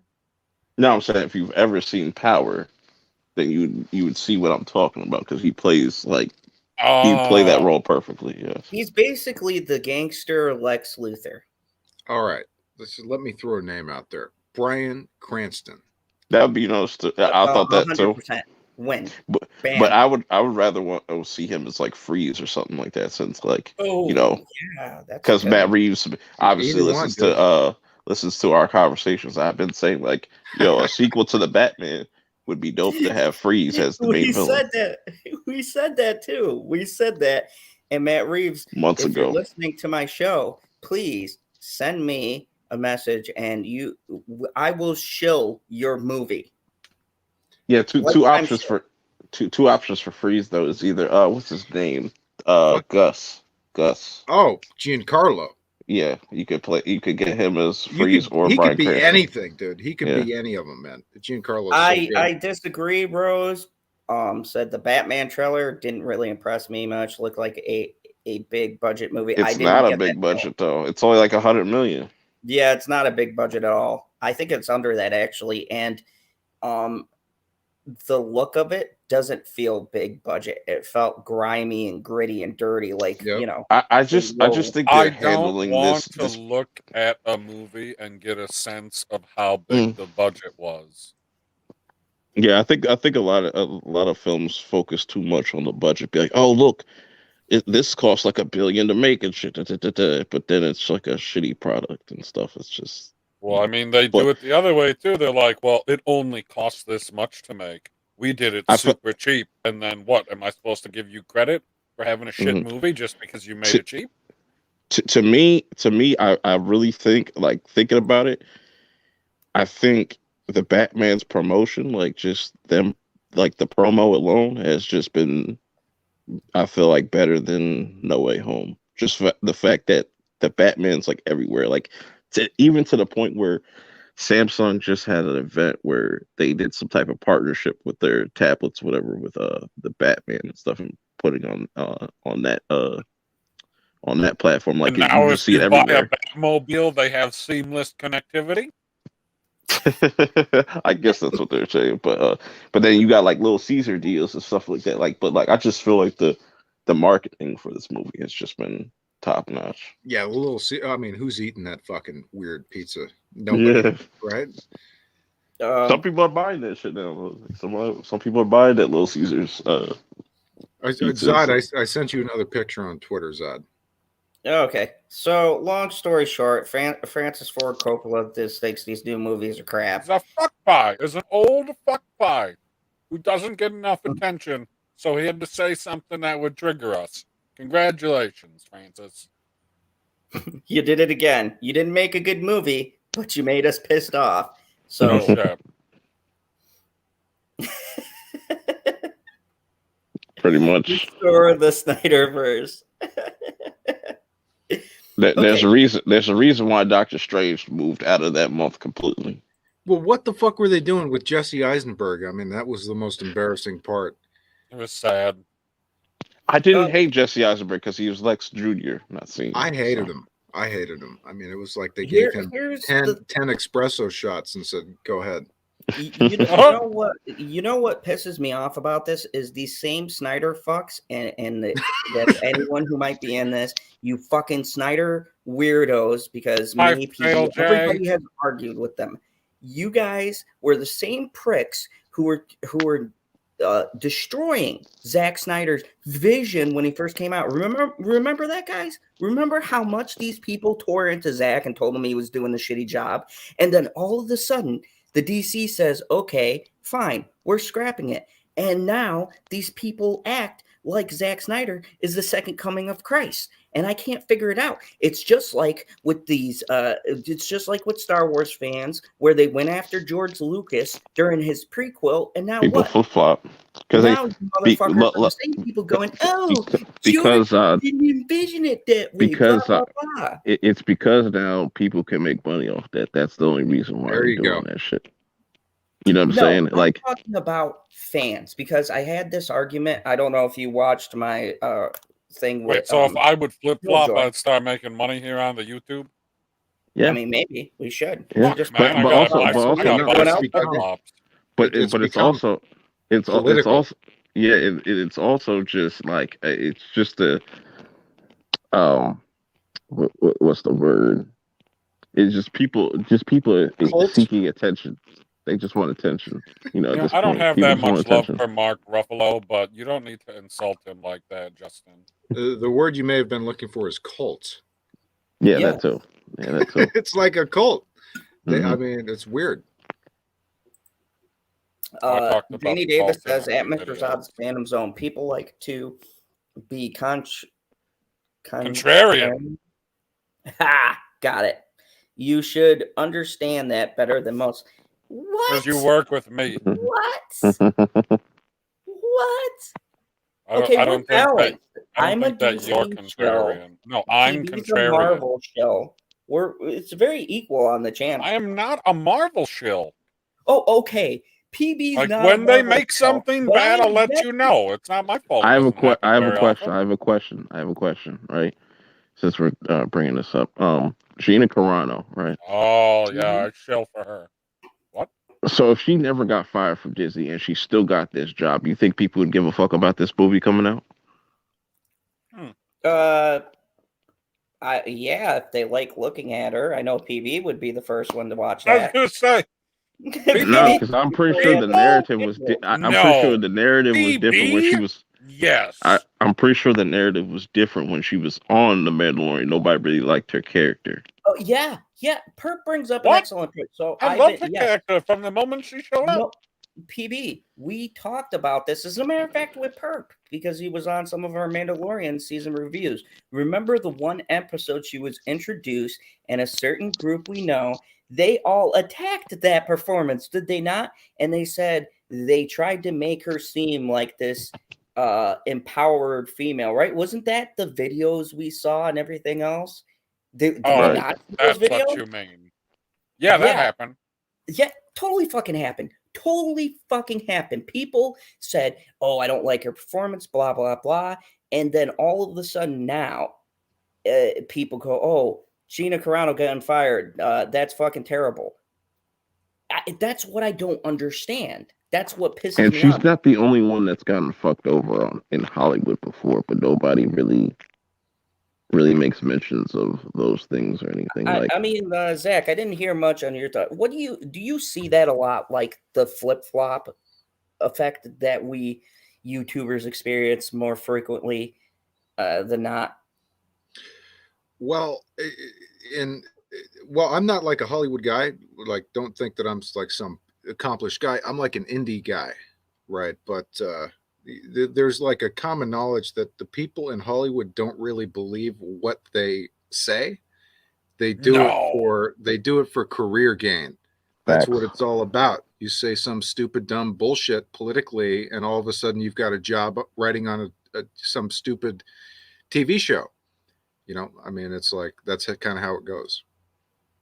And so, what do you think about this thing? And I don't know if you've seen it yourself with fans. Now, I'm just talking about fans, where fans attack something, and then later, when the person gets fired or something, or the show or movie gets pushed back, then these same people will defend that set product when they were the ones going the hardest at it. Zack Snyder fans were vicious towards his work, right? In the beginning, every fucking person I ever seen hated it. You can look it up, had videos about how bad BVS was and stuff.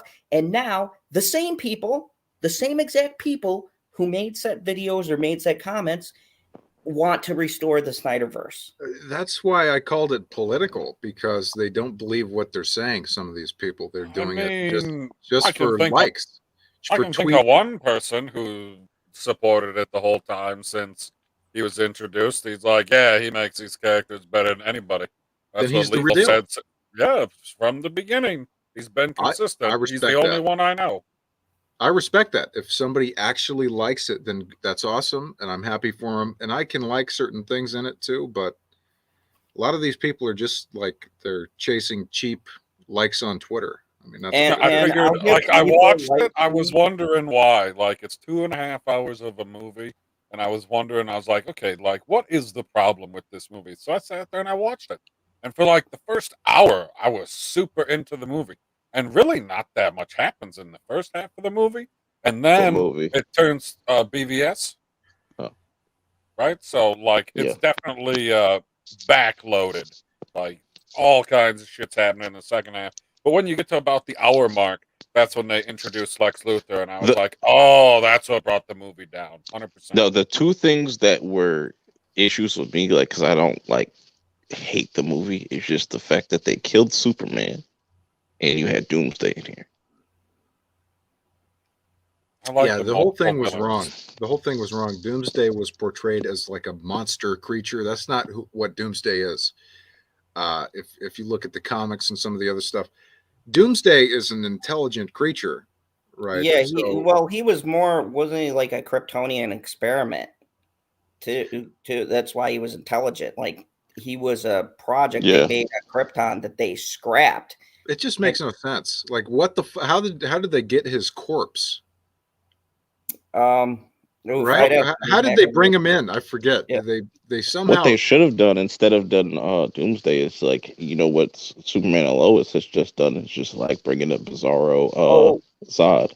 Oh, in BVS it was Zod's blood that they mixed with something else that made that version of Doomsday. But in the lore, Doomsday was from Krypton, and he was genocide before the planet exploded. And he actually arrived before Superman, but he was underneath the fucking Earth, because when his pod crashed, he went all the way the fuck down to the bottom of the seafloor, all the way down.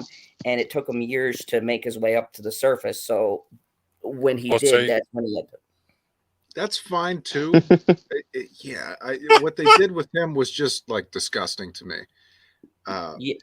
And I don't think that, I mean, why does Batman v Superman have to include a third party? It should just be Batman v Superman. You've got this fucking gorgeous template in Dark Knight Returns, which I think is one of the best stories ever told, period. Because their problem was they're trying to chase Marvel, and they were trying to do the fast way. Yep. They were trying to fast track it. I have 100% agree with that. They were trying to ride the coattails of Marvel. It's even been stated in interviews with different people who said, yeah, the production wanted them to get things out to go lined up with Marvel. The difference is Marvel had like a fucking 5-movie head start. And it's like, don't have to chase them. If you had decent movies, you could have built it up, and then it would have been something that when Marvel finished, you had this thing DC was coming up right behind. What they did with Peacemaker in this finale has just got me so intrigued now, because it's like, spoilers. So I'm not going to spoil nothing. I'm just saying. So I was like, all right, so this is how the universe is going to be like now. So I was like, okay, I like this. This is something that Marvel might not do. I don't like the idea of his character. That's another reason I haven't seen it. I don't like it. I mean, why don't you just give us the fucking real deal instead of doing these dumb, in my opinion, dumb things? Wait, what's the real deal? What's the real deal? Dark Knight Returns. Give us some real fucking shit. Batman Year One. Give us some real fucking shit. Why are we playing around? What does that have to do with Peacemaker? They're spending their time like in the wrong place. No, I think they're recalibrating. Yeah, I think what DC is doing is smart, because the Batman is going to have his own like little pocket universe. They're spinning things off of the Suicide Squad. Now they're going to probably, if they do that with all the different characters, then they could probably make something out of that. Guys, we got to fire everybody involved with the DC universe. That's what we got to do. I don't fire all of them, because one of these people that says PB, but it's like, what about the Flash? Like what about the Flash lightsabers? Okay, I will watch the Flash when they have somebody better playing the Flash. Well, that's CW. That's different. They yeah, but what are they doing? Why are they licensing their shit out? I'm talking about Ezra Miller. Fuck Ezra Miller. Why are they licensing out their stuff to CW?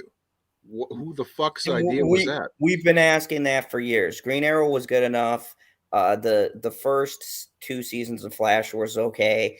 Legends of Tomorrow I liked because John Constantine is my favorite hero, hands down. But besides that, they went too far and extended too much with not really good licenses.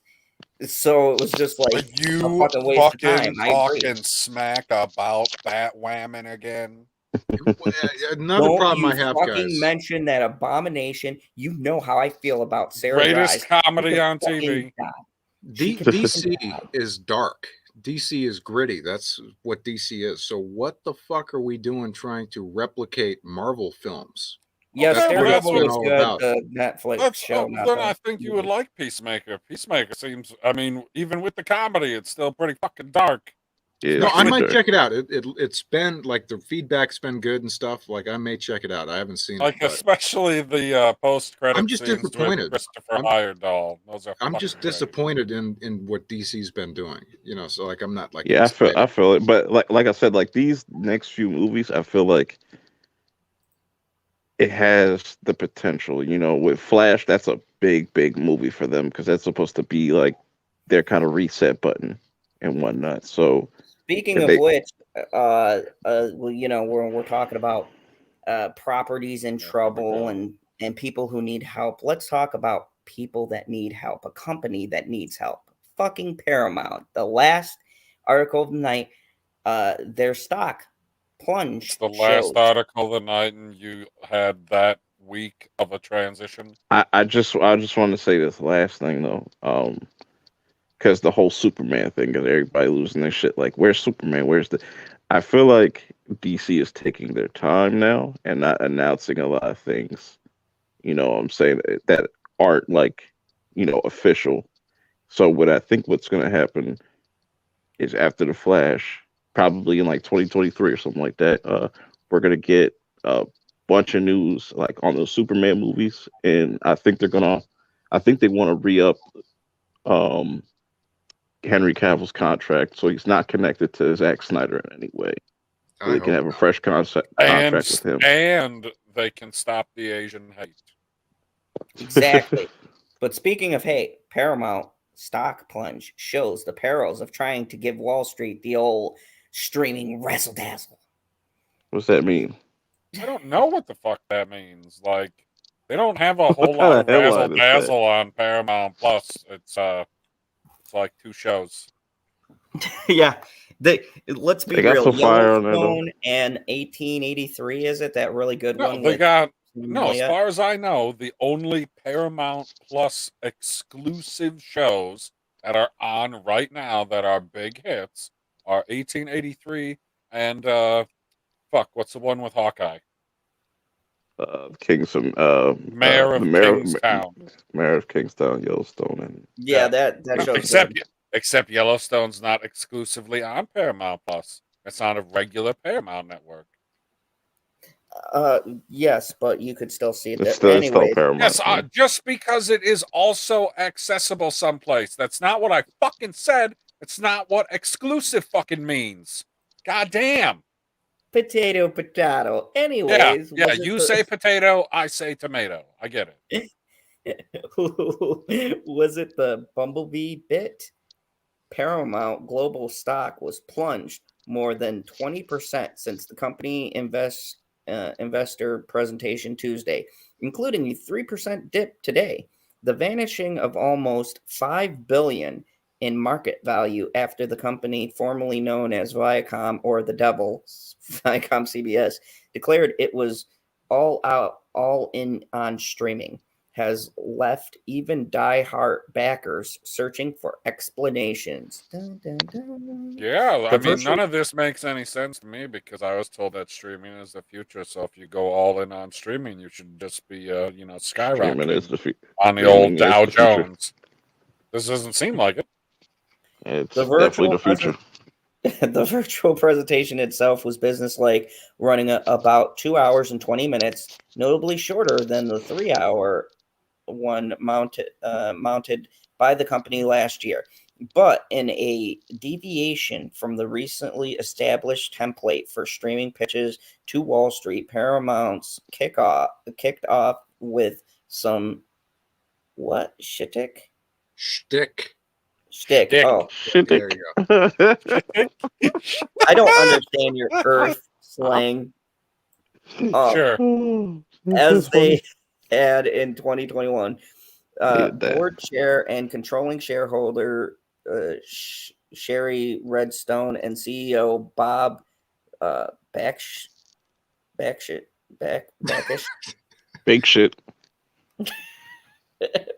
appeared together. Bob Backish. Okay, together in a short sketch, trading synergy quips while driving in Bumblebee, the yellow car from Transformers. Wow. That sounds disturbing. I give them credit for probably a very intriguing meeting. If I was like a Wall Street guy, I would have laughed at their pitch. You show up in Bumblebee. What the fuck is happening right now? You know why their stocks dip? I deal with stocks. What are you doing? You know why their stocks dip? Because people were expecting an investors thing, whatever they're showing off, like, Sonic 3 is on the way. This is on the way, but no mention of the Avatar, because that's what people were really looking forward to. My company would have been like, fuck Avatar. My company would be like, hey, they're getting goofy. Let's withdraw all our funds. I'm talking about Avatar: The Last Airbenders. Okay, not Avatar. The the blue people. Yeah, that no one cares about. Blue Lives Matter. Zod. Well, don't get me started with the Smurf. I mean, next year you'll be reading an article about them singing a song to Wall Street investors and dancing. We'll all be here being like, Paramount, what the fuck are you doing, guys? Singing in the rain, really? So, oh my god, this gets fucking weirder. He says, I feel the need for speed. So embarrassing. It's entertaining though, Zach. I'd be entertained. I mean, I pull out my money. You were an investor, you would pull out your money. Exactly. I pull out my but you can't tell me you would be entertained. But like in a way where I feel bad for them. I mean, they are driving Bumblebee. It's like we would be whispering to each other if we were in that meeting. Like, these are the fucking CEOs of fucking Paramount. Clearly, Star Trek is not doing that great for Backish crowd from the driver's seat quoting Top Gun. "You go, Maverick." Redstone replied, "What is happening?" As they screeched to a halt, she added, "Thanks for the ride. Now let's get to work." What? Dude, I feel I'm like lost. I'd have to like visit a doctor after witnessing this pitch. I'm trying to picture this in my head, and it's just so ridiculous. Good luck with that. Sounds like a Family Guy skit. It's like, okay, our business CEOs have become TikTokers. This is fucking great. Oh my god! Like, Gotta get with the times. They used Top Gun. We constantly are getting confirmation that the world actually ended long ago. Okay, I just need a minute. This is the most ridiculous thing I've heard in a very long time. Yeah, dude, it's bad, man. I mean, they're driving a Bumblebee car doing fucking Top Gun lines. It's bad. You know, it's like fucked up. You're like, wow, this is bad. How did the stock only fall as much as it did? It's like the CEOs are saying to themselves, like, I didn't know we were this bad off. They've resorted to this. Oh shit. Like, okay. Oh my god. Okay, so just pick. Okay. Oof, okay. Breathe. Just picture. Okay, everybody out there, all 24 people. Picture you're in a boardroom, right? You're here for an investor. You're investing money in a company. It's like billions. We're not talking about your sofa money. We're talking you're full on investing billions of dollars into a company, and the fucking CEO and their partner comes in a fucking Bumblebee car saying Top Gun lines. Like, it's actually inspirational if you think about it. It's like, if these fucking guys can get the job, then hey, man, I feel pretty good. You know. Like, that's probably what the investors did. They'd be like, "Oh, sounds good." It's like with the president. No, I would not be like that. President Joe Biden has inspired more children to think that they can become president than anybody else. Fact. That is fact. That is facts. JD Davis says that Mr. Zod's fan of Zone. To be fair, that's exactly what you and PB would be like in their position. Yes, we would, but no. The difference is no. Zod would come in there with a pony that looks like Nicolas Cage on horseback, and then he'd come into the boardroom like it'll say some Nick Cage shit. Like, I rode in here on my trusty pony Cage. You would fly in with the mirror dimension thing. Hello, all. Welcome. Invest in my company or die. That CEO's got spunk. Well, do you want to invest in the company or do you want to die? Which do you want to do, guy? Pick one. Fucking love you, Vigilante. I could bring you in cold. I can bring you in warm. He's got to bring everybody in cold now because you got to chop the head off and let Grogu play with it in his little area. So, taking the virtual He's going to break that fucking glass, man. He is. And taking the virtual stage, Megan struck an upbeat tone. When we spoke to you last year, some of you felt we we're on an impossible mission. Oh my God, he keeps going. He keeps going. Mission Impossible? Mission. This is worse than Tim Cook. I love this guy. I fucking love. I would have a blast with this man. But today, as you can see, it's not Innovation. only possible, it's happening repeatedly. Is he referring to his weight loss goals? I don't know, Zach. I'm so lost. I'm picturing this in my mind. Like, I would have beers with this guy, to be honest. He must be funny as fuck drunk. That's all I can like. This guy must be fun because this girl went along with his plan and then go, hey, Bob, you don't think maybe we're going over the top? She's like, fuck yeah, get in that motherfucking bumblebee car. Let's ride this bitch into that meeting. Empowerment. Riding off the sunset. Like, just off their statements, I really want them to win repeatedly throughout the event. Baggage and Redstone and a number of other executives emphasized how fully the company was committed to streaming. It's just Streaming is the way. Wall Street, however, I have spoken. Wall Street, however, is reconsidering whether streaming is good business. A conga line of executives rolling out sizzle reels. A Congo line? That is, I don't know what we're talking about now. No, I don't know what the fuck that means either. Like the people dancing in a line is a conga line. But I'm pretty sure he said Congo, like the country in Africa. Well, it's funny because they're like blaming it on other shit here and not that guy's stupid fucking pitch. They're like, yeah, well, we don't know if streaming's the thing. It's like, what about fucking, what's this guy's name? Backish? Yeah. Like, maybe that's who it is.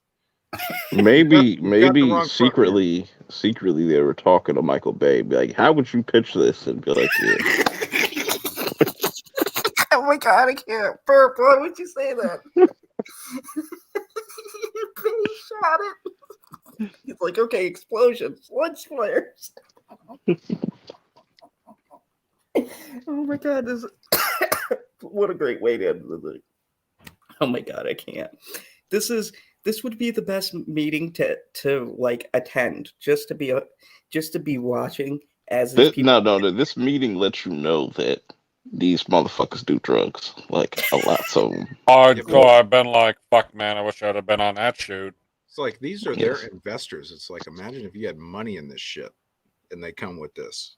That's what I'm saying. Like, that's what happened. Like, they showed up. They're like, things are going great. We're going balls to the walls with our streaming. And they went, these motherfuckers are insane. This is who's in charge?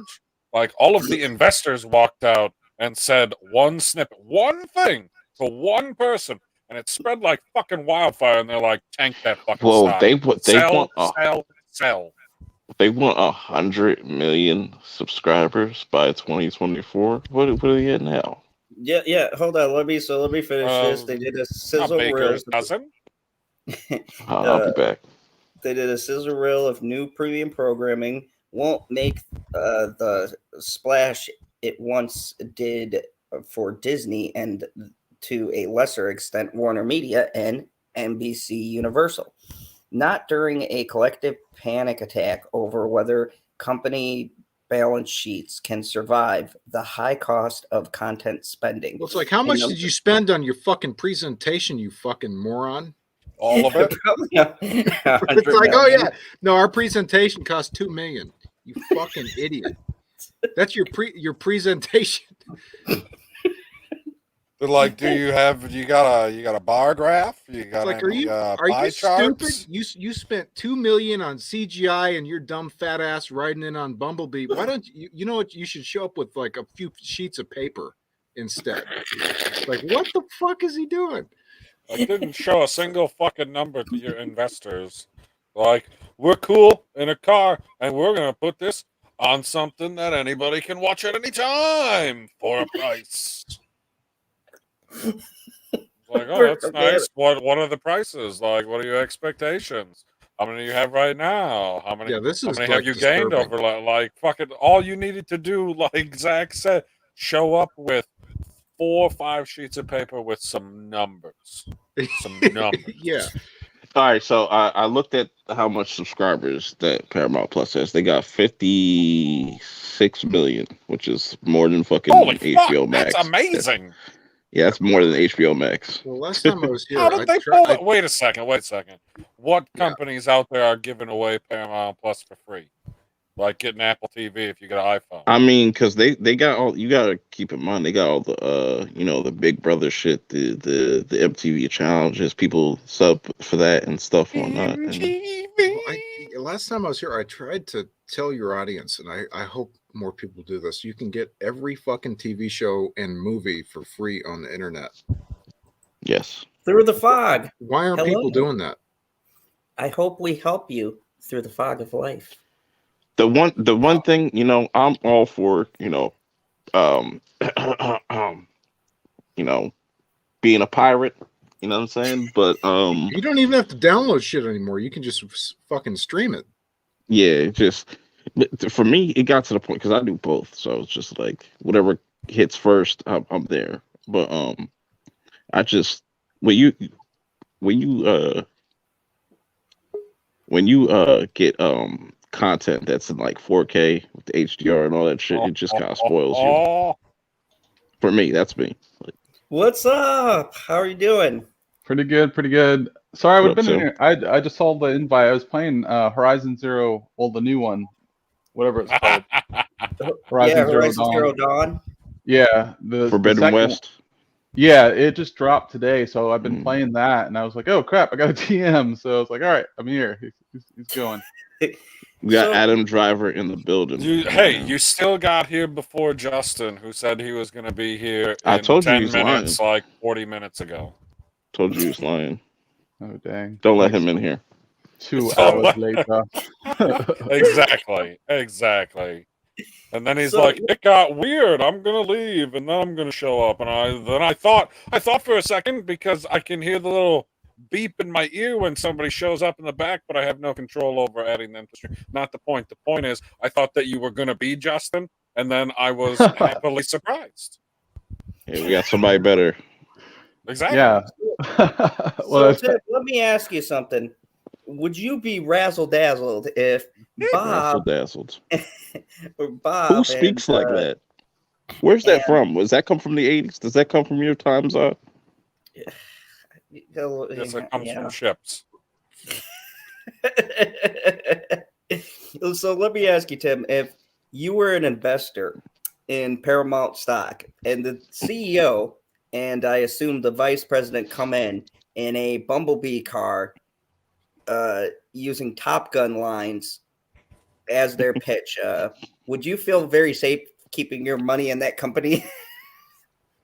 Yeah. Well, I do like Top Gun. I am excited about the new film. Like the trailer for me was very nostalgic.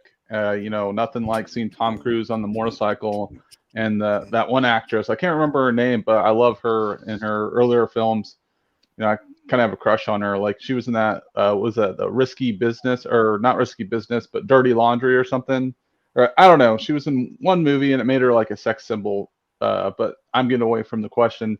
But yeah, I mean, I guess it would kind of make me a little bit worried. But then again, it's like, wait a second, is he trying to be a maverick? Maybe he's just, I don't know. Maybe he's taking it a little too far. But you know what I mean? That's good. Yeah. I still think they got that pitch from Michael Bay. Be like, yo, how would you do this? And that's how they came up with that pitch. Well, it's like they wasted money on the pitch. I mean, isn't that a problem? Yeah. Wait a second. But Michael Bay, wait, which Bumblebee car are they talking about? The buggy, I think. Right, but that's not a Michael Bay movie, is it? When I think anything Transformers, I just assume Michael Bay. Yeah, same. Yeah, but I thought he didn't. I thought he didn't do the Bumblebee movie. No, dude, I think he was the producer, though. You know, I think his name gets attached to it as a producer, but I don't think he produced any. Like he didn't give them any ideas. No, there were no lens flares or explosions. I'm constantly attached to Transformers, so I get to be a producer on all the Transformer movies from now on. I completely heard that in like the wrong way, and then I just he said Transformers. Oh dang. Oh, what is a transformer?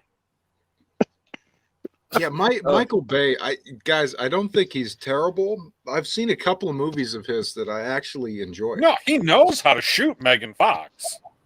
Yeah, he does. Like, so look who decides to show up. Have you seen Pain and Gain? Yeah. That might be his best movie.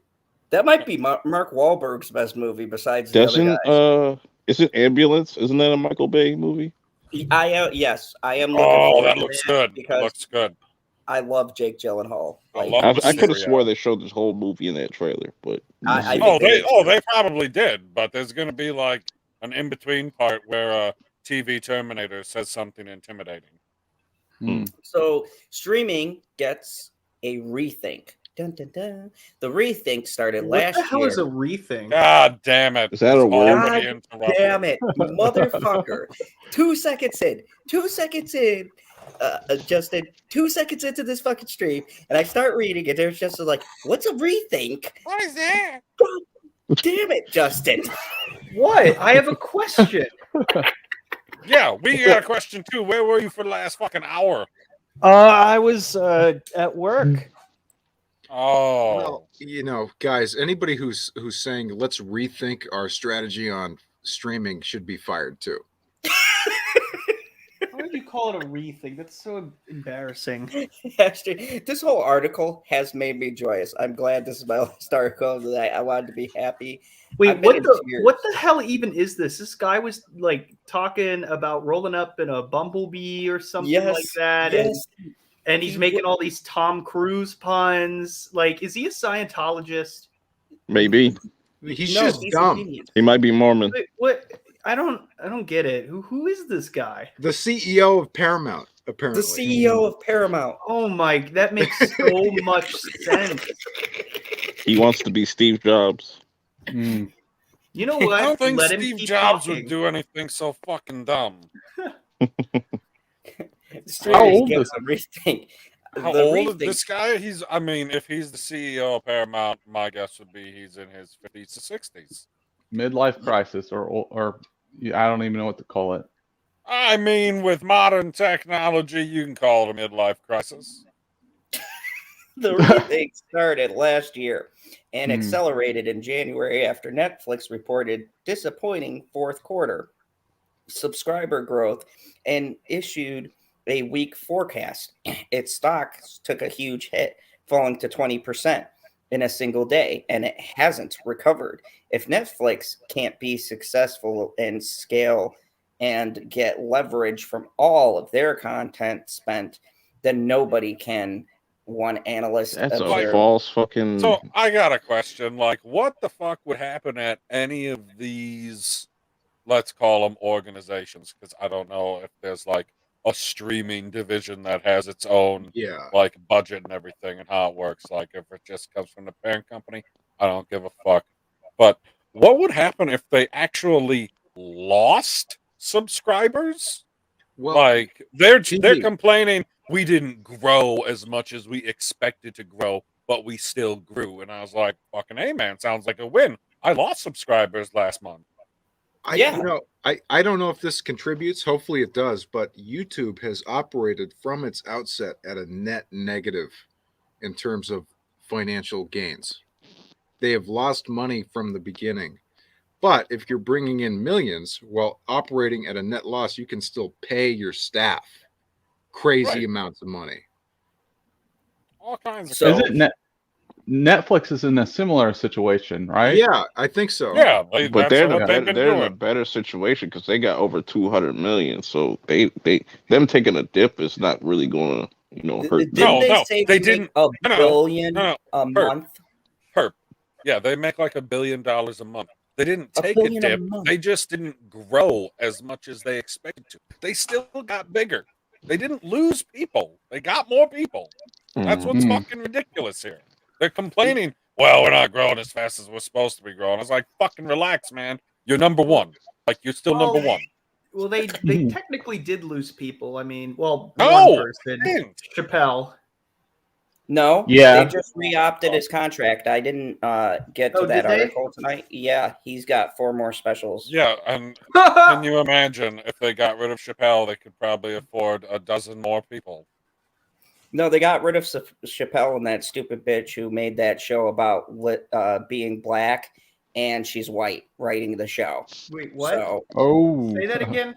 Yeah, it's called The Black Experience, but it's a white chick writing it. So. Yeah, they lost her. What a fucking loss. I'm sure their stocks dipped. Yeah, I don't know who signed off on that, but like, yeah, that's a good idea. Yeah, and Perp, it's called the Black Experience, and it's written by a white chick. Fucking hilarious. I watched it for comic value. I'm like, oh my God. And she goes melodramatic, like over the top with her show. And she's like, I can't support a self-hating black man. It's like, bitch, what are you talking? You're whitest. She's whiter than me. Talking about the Black Experience. Damn, she's a ghost. Is she transracial? She's a trans moron. The fuck is transracial? Like, is transracial if I just go stand out in the sun for a while? No, you turn Rachel, into a monster. What's her face? Rachel Dolezal, whatever. She was transracial. Who the fuck is that? She was like the head of the what was it? One of the Dude, I know exactly who you're talking about. But she was pretty much fronting like she was black, but she was really white. Oh yeah. I know who you're talking about. Yeah. Yeah, she got exposed. Yeah. Yeah, and so did this bitch who rated the show, because Dave Chappelle, when they asked him about it, he goes, "Isn't she white?" And that was the end of his comment. Ball drop. My thing about the streaming is like there's so much money in it. I just don't think a lot of these companies have figured it out. Well, a lot of people haven't figured it out either, that you can get this shit for free. Oh, good night, Planet Q's queen. You have a good one. She says she has to be up at 4 a.m. Well, hold on. Now, I got a question. Now, it doesn't exist anymore, Zach, but how would you enjoy a show that would have been on the previous app called Quibi on your pirate site? I don't know what Quibi is. What's Quibi? Herb knows what the Quibi is. R.I.P. to Quibi. It was short-lived. Bite-sized shows. I'll tell you guys where to find the good Is that like a little kid show or something? No, it was a streaming service that was taking advantage more of the tablet and cell phone market and how you would view certain shows. Well, didn't it start with Pirate Bay? Right, Pirate Bay was one of the first. Oh, that's like for video at least. The original. Yeah. So basically, you guys want to go to Solar Movie, Putlocker, any of that sort of thing, VH Movies, and you can find all this stuff for free. I didn't pay a cent. We do not encourage pirating any kind of media here on the channel. If you just are interested in alternate websites, Zach just encouraged me. Yeah, no. Quibi's mistake was like they were trying to film it like TikTok videos, looking upside instead of and then they were like kind of shorter form, but they were just like breaking things down into like far shorter form, like 5 minutes segments or whatever, or even shorter. Mm-hmm. So and people weren't really buying that or buying on. Like when you watch cinema, you want to see it full screen. Right. It had potential. It's just like. They just didn't care. Like really, they abandoned it like really early on. Like 3 months in, I think that's when they started to say like, you know what, we're gonna pull the plug on this. Well, the thing with Solar Movie is like, and Putlocker and all this stuff, it's based in like China. So the government of the U.S. and all these governments can't even sue them because they're an off-seas company. So they can't even be touched. It's like Pirate Bay. What did they do? They locked up the guys who invented Pirate Bay, and yet it kept on going. Yep. Because there's now other programmers and shit. So the people who invented it, you could fucking lock them up. There are people who keep the program going. But I want to get through this so we can have our funny quips. The Paramount event contrasted, because there's some funny, what Zach was saying, how the managers felt. We'll get into that. The Paramount even contrast with Disney's successful efforts to rally investors' enthusiasm in 2019 and 2020, when Disney first laid out its plans for Disney Plus, drawing gaps when its initial $7 million, I'm assuming that is monthly. Oh, $7. $7? What the fuck? $7 million. Where you see $7 million? It's $7. We're paying $7 million for my man needs glasses. No wonder why they make billions of dollars. Damn you, Mickey. $7 monthly pricing was revealed. Still ain't worth it. Stock rose 10% the next day.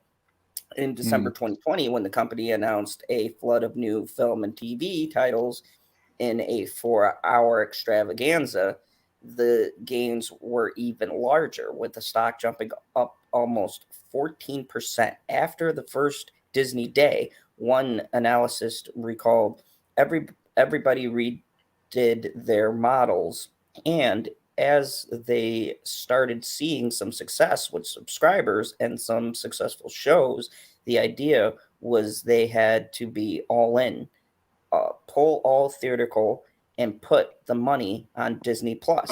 That's started to change. Oh, right. We'll pull all the theatrical stuff and we'll put it on Disney Plus so that Scarlett Johansson sues us. Smart. Yeah.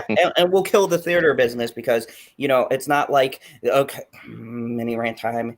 We don't have to use them anymore, right? It's not, because it's not like Zod or Bitchy enjoyed our theater jobs and we didn't have fun. And that she did not enjoy her theater job, you fucking liar. Honey, you enjoy your theater job, right? Is she asleep? She's asleep. Okay, she's passed out. She enjoyed it, though. She did not. My thing is, right, the theater experience is going to change, especially with this whole metaverse. What do you mean it's going to change? I'm saying, like, look at this, right? AMC's going to come up with their own metaverse thing, whenever like, VR becomes more mainstream, which is slowly starting to become more mainstream. Okay. And you're going to be able to pay the subscription service, or they're like fucking A-listers, whatever, and you'll be able to not even leave your house. Just, put on a headset and go watch a whole movie. I hate that. I hate it. I do too. I think it takes away from what movies represent, but that I don't want to get into that conversation yet. But you're gonna have people fighting against it, though. Yeah. We'll talk about. I mean, this would be a better time to fight it now, because now just every company is investing in that metaverse shit, and you know what I'm saying, it's gonna happen. It bombed, right? It bombed, right? No, people are still other companies are working on like their own. Yeah, but that one lady got raped in the metaverse, or molested, or something. I don't know. She got all felt up. God damn it! Say it. Go ahead, Justin. What's the metaverse? It's a virtual reality. Virtual reality. Are you like a personality on the internet, Justin, or is this not like a real thing? I don't know what the metaverse is. I've never heard of this. Yeah. All right. Well, maybe I can explain it. If I fuck it up, you literally talk about bullshit every week. How have you never talked about the metaverse? The brief version is that Zuckerberg put his Facebook money into a virtual reality simulation, and there's been some news about it. It's kind of failed, but I guess people are doing it, right? Does that sound right? Yeah. I don't know. It's still in its early years, but like I feel like 10 years from now you'll see more people on it. Like that'll be like the new social media. I don't get it. I hope not. I don't get it. No, I don't get it either. It's so stupid. Well, life is a fucking video game if you think about it in those terms. Yeah, the Matrix. Why not improve your fucking real life? But like I said, they've already they've pretty much already conditioned us with like social media and just like being in front of a screen. Like buying virtual real estate, that's ridiculous. Yeah. That's that's really dumb. Man. NFT type stuff is like always being plugged everywhere. I'm so sick of it. But I think to draw it back or whatever, I think Spider-Man No Way Home like told us the theaters are going nowhere. There's nothing like replicating an experience with a large amount of group of people that love the same stuff as you. The theatrical experience. The theatrical experience will always be there, but there's always going to be alternatives. Like I feel like with streaming and stuff, like with the metaverse and shit, like that's eventually going to be like where cinema kind of goes. Like you'll be able to go to the actual theater still, but then you'll have more people just staying at home. Wait, am I gonna have to wear my virtual reality goggles in the actual theater? No, you just stay home, and it place you in there. In a seat. Wait a second. It puts me in a virtual seat in a virtual theater? Yes. If I'm gonna be in a fucking virtual reality, why am I not virtually in the fucking movie? I'd rather be in the movie than putting on a goggles set and watching a movie when I can just drive to the theater and get snacks. It's like PB, you know how when you read an article on the internet that says, would you accept our stupid fucking whatever we are going to take from your virtual footprint, right? Like, do you accept this and that? Anytime you read an article, it's going to be like that when you go into a theater. It's like, yeah, you have, by buying this ticket, you accept A and B and C. We're going to record you and stuff, right? What, you're going to record me in the theater? Yeah, well, they have. If they're going to do the virtual reality, they have to. It's like you can be there without being there. Wait. They're going to put a camera in a real. There's going to be. What? Well, they'll monetize all that shit. Like, there's going to be a physical camera in a physical theater. Has to be. That's what I link up to be physically in the theater virtually. Yeah. Because if you go to the investors of the movie theaters and you say, "Hey, we can fill your open seats," I will take incentive. I will take 12 NFTs now.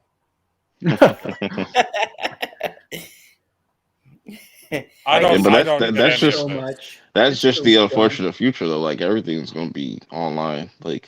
Everything. I refuse. I've seen The Matrix. I've seen fucking Terminator. I know where this shit is gonna end, and we're just. But that's the thing. It's already we're already in this shit. Like, you know. But I feel like it's the people like. Okay, so all of us feel like we're opposed to this Matrix idea for the most part. Yes. Like, I don't want to virtually watch a movie. I want to go physically watch a movie. You know, actually do things. Like there was that Super Bowl commercial. Who the fuck was walking through? Some celebrity walking through, yammering along, and they're like, "Oh, you're not going to be upset about the things you didn't buy. You're going to be upset about the places you didn't go at the end of your life." Mm-hmm. But why would I put on like I could just look at pictures of Egypt, like. But then you go in the metaverse, you can actually go to Egypt. It's about having, or like going to canoe or something. It's not about literally going and looking at the vista. It's about the adventure. Don't you like Indiana Jones? Yes, I love Indiana Jones. Okay, literally just about the adventure. I would much rather see Harrison Ford go through all of that than me. It's like this. It's all that's about the point of watching these movies, so I can see somebody else. Wouldn't you like to visit some of the places that were shown off in the films? I would like to see it with my own eyes, actually there if I want to visit. That's what I just fucking. Well, it's like I try to tell people don't use DoorDash or Uber Eats or any of that shit. If you're gonna eat some nasty fucking fast food and shit, get your fat ass off the couch and drive down there and pick it up yourself. No, Zach. There are perfectly good reasons why you shouldn't. Zach has fallen behind the times. Now Uber Eats delivers everything. So fuck that em. even Gwyneth Paltrow can eat her own vagina on screen. What? You didn't see that? Where did this go? I didn't watch the Super Bowl at all. So Uber Eats did a commercial for "We deliver everything," and then in the commercial, everybody's confused because they're like, "Well, if it's Uber Eats, then it's edible, right?" And there's this person eating a fucking diaper, and they're like, "Oh, this tastes bad," and the other person in the room goes, "It's a diaper." Wait, no, that was Jennifer Coolidge eating lipstick or something. And then they cut to Gwyneth Paltrow holding one of her vagina candles, and she takes a bite out of it. Oh, I gotta. All right. She's like eating. Oh no, that's just. That's Just funny. look up the Uber Eats Super Bowl ad, and I'm sure it'll be right towards the top. But it's like I gotta watch this. It's like what? Because I was like, and the way that she's holding the candle, it covers the word vagina, and you just see VA. I mean, I hate to put a focus on this, but I think it represents the downfall of society. It's like you can't get in your fucking car and drive 5 minutes to get your goddamn shit. It's like, yeah, we deliver. I thought you were saying the downfall of society was eating. But look at those commercials. Where but look at how things were during COVID and stuff. Like that was like literally a precursor of what like. I still got in my fucking car during COVID. I don't give a fuck. But that's how they want the world. Like they want everybody in their house. Everybody in their house. As long as you're wearing a mask in the car. Oh yeah. Like no, I agree. Did you find it, Tim? I agree. No, I haven't watched it. Oh yeah, I'll check it out. Wait a second, I'll check it out. Yeah, I'll mute myself. How long is it? Like I'm pretty sure it's only it's gotta be less than a minute. I think it's only 30 seconds. The best commercial was Arnold's commercial, guys. I like that one. Was awesome. Well, it had Selma Hayek in it. Arnold was the best. You know what? I would love to see that actually become a film. It says it's 61 seconds. With good enough for me. That's expensive. Arnold playing the character in modern times, that would be fucking hilarious. It would be. Oh my god! He hasn't had a movie in a while. I would like to see it. Okay, why can't they just make? Okay, we saw the commercial with that. Why can't they just make that movie of him being retired? Totally good. They can't. They don't have a story or a script. What do you mean? What do you need a story? So I agree with you, PB. They don't need. They got everything they need. They got Arnold. You have doing the characters. You can make the story happen. KH life happens. Oh God. KH says. You mentioned vagina, and the boys get all crazy. Yes. Hooters. Well, I think that's my favorite trailer was the Schwarzenegger fucking Zeus movie concept. Is Tim watching it right now? I heard. Yeah. I think. I love his reaction. We're getting Tim, send me the link. I want to see this. So nobody watched the fucking Super Bowl? I watched the entire thing. No. I did. You know what this reminds me of? Is like subtle messaging, like in these Disney movies or whatever, like the old schooler more so. You see subliminal message. Yeah. You saw her eat her vag wax, eh? Yeah, like I mean, was they like, edit holy this fucking stuff. shit! Oh my god! And also, to me, it kind of infers, like, in a way, since they're trying, like, you know, we've been on this pandemic era or whatever. They already have like where you can get like a wife overseas or whatever. They mail them to you. This kind of like seems like that in a way. Like you want a woman on the site, you pay this fee. Just saying. DoorDash is gonna start being on the red light district shit. Like, you want a whore? One of my favorite quotes I've ever heard is "Take a chance, Columbus did." From comedian Joey Diaz. Be a fucking man. Get your ass out there. Get your ass out of your fucking house. That's what I would tell everybody. Discover that you have legs. I've seen that guy on some Comedy Central special before, on like one of the half-hour specials or something. Is that name? But that's where we're going. Like in the next like 20 years from now, stuff like that. You like it's gonna get even. That was gonna get even more lazier. It's like you idiot, you're getting in your car. Let me just zoom in on Justice. That was wrong. I only The saw hell the is part that with on your Jennifer couch? Coolidge eating the lipstick. I did not need Gwyneth Paltrow saying like, "It tastes funny, not bad, but funny." Are those Bob Ross dolls on your couch right there? Yeah. Why does everyone comment on the Bob Rosses? No one ever leaves them alone. Hey, Chloe. They're doing their thing. They're doing their business. Let them have their own private lives. That's so you crazy. having them on camera. There's going to be two separate realities out there. You're going to have the people who adopt this shit, and you're going to have the people who stick to the real shit. So hopefully it drives down prices, gas prices. Fucking, you can get a badass car for cheap and stuff. That wouldn't be too bad. I'll live in the fucking real world. Fuck them. I think it's going to be more divided. Like, it's like, oh, you got to be a part of this meta shit. Or, you're going to be lost. You're going to be lost in the sauce. Did you see what happened in the metaverse last night? It's like I have a mansion. What's that? It's in the Is metaverse. That like Caprica, right? That was a metaverse, right? Yeah. And that I don't know who all watched that TV show, but like, so you go into the metaverse, and then we can have gladiator fights again because it's not real, it's right? Literally, you've seen Ready Player One. It's literally going to be like that. Exactly. I did not see Ready Player One. Now, here's the thing that is fucking scary about this. How many people have seen these movies from like years ago that have been predicting this shit for like fucking years?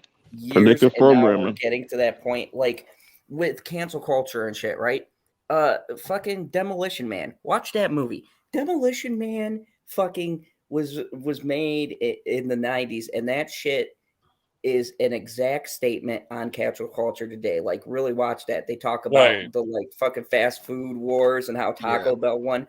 All that shit is happening. How people that happened in the movie, the Taco Bell wars. Stallone. Holy fucking shit! You don't know Demolition Man? No, right? I thought it was like an action movie. Get the fuck out of here. Leave the stream. And go watch Demolition Man right now. Stallone says fuck, and a little machine on the wall. I'll save it for a reaction. I love it. I'm fucking, oh my God. And then he didn't know how to use the seashells. So he's like, what the fuck is this shit? Another ticket comes out. Use the seashells. The whole headset thing with the other actors was so weird. Yeah, he was like, "What the heck?" And they put the headset on, and she acted so casual about it. And he was like, "We're not even touching. We went to the, the smoosh, like the old school. He was always talking. It was great. That's disgusting. Yeah, like it's so animalistic and whatever else. You just picture it. It's like you have fake sex. They make kids. It wasn't fake. When you want to like have kids in this world. You make kids the most efficient way, so it's not like you get to do it the fun way. It's super terrible.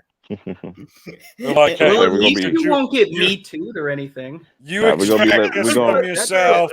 We'll pull a couple eggs out of her. We'll splice it together. We'll grow you a fucking kid in a tube. You come pick them up in fucking 10 months because we grow these fuckers big. The creepy part now? The creepy part is that kind of already exists. You have like quotas and stuff. Wait a minute. What if the AIs have a backlash and they're like, no, we didn't want this. Westworld. I am totally. I am anti-robot civil rights. I don't give a fuck. They get no rights ever at any point. Fuck you, Bicentennial Man. Yeah, Blade Runner is kind of. Yeah, go ahead. Okay, I was gonna say like Westworld. Westworld, that's gonna happen. Like you can be able to go to a fictional world and like commit all these crimes and do all this like fuck shit. Say no crimes and then like because you're killing AI and stuff. So it's and you'll get blasted on social media for it. Right. But it'll be social media in the metaverse. So then I just unplugged and I was like, 10 times toxic. I'm ready for that. That's gonna be a 10 times. Just so you know, I will have you on my panel sometime. I sometimes forget about these things, and I don't know about Justin Proper using mind bullets from keeping me asking. Probably. and asking for all the Back in Black OG fans who didn't appropriate it for a live stream. What the hell is he talking about? I don't know, but I loved it. Are you high? He's drunk. Oh man, Mafia like mind bullet. The fuck? All I do is come on. I make people laugh sometimes, and I call Zod a racist. Yeah, frequently. That's it. It's nothing more. It's not so preventing you really from coming quickly. I'm on. going to do Justin's segment, and then I'm going to get everybody's things because I get bitchy passed out behind me, and I've got to get her to bed. So, not that we've been drinking, but anyways, so let's let's go along the line here. But before we do that, let's do everybody's favorite section, Justin Rapid Fire, where he hasn't seen any of the topics, but he's going to give us our initial thoughts of each topic. Okay. So I'm not going in the order they are listed, Justin. So just as I read them is how I'm going. So it says, police experiment reveals Alec Baldwin could have fired gun in rushed shooting without actually pulling the trigger. That doesn't make any sense. Perfect. I thought, like, if you shoot somebody, one would think that you would have to pull the trigger. But either way, he killed somebody, so. A Rust crew member texted a warning about accidental gun discharges days before Alec Baldwin fatally shot Halyna Hutchins. What a dick. Didn't even he just texted it. He didn't like call. This is kind of a kind of moment that you should call someone about, not just like be like, hey, gun mischarge or misfire, whatever. No biggie. LOL. Like, what the fuck? Johnny Depp says he's on the verge of a new life as he reveals getting a medal from the Serbian president. His next movie is going to be a Serbian film. Oh, goddamn. That's disgusting. It's going to be the highest grossing Serbian movie ever. No, you don't get it. It's an actual movie. Oh. I can't even believe you know that, Justin. All the movies, bro. That movie is fucking. That's a movie that should never be made. You know, I'm all for freedom of speech, but not that shit. People, motherfuckers need to be locked up for that shit. The people should have been arrested for that film. Fuck me. Okay, and Tusk. Oh, I love Tusk. Francis Ford Coppola says, "Good studio." I don't care what he says. The Godfather sucked. Okay. Oh. Paramount stock plunge shows perils of trying to give Wall Street Hollywood presentation. Seems like a genius. I wonder what he said. All right, yeah, that's pretty much it. That was it. Yeah. He said, "Here's a bunch of one-liners from our Paramount movies that people are gonna want to watch, but I ain't got no numbers for you." And they were all Tom Cruise movies, weren't they? Except they were in a Transformer. Well, guys, is Paramount the guys who did the Mummy remake? That was Universal, I thought. That's Universal. Oh my god! No, you're right. It was Universal. Fuck. It was so bad. I forgot the company. That's what needs to come back, though. Like, you know, forget the slashers and stuff like that. You know, bring back the classic monster movies. They were trying. That wasn't no trying. They need to go do that shit. They need to actually do it as opposed to half-ass doing it with Tom Cruise. Yeah. Okay. I mean, is this controversial? That. This may be a controversial statement, but I think Tom Cruise sucks. Get out. Wait, I think what? That's fair. That's fair. I love Tom Cruise. He's great. Same.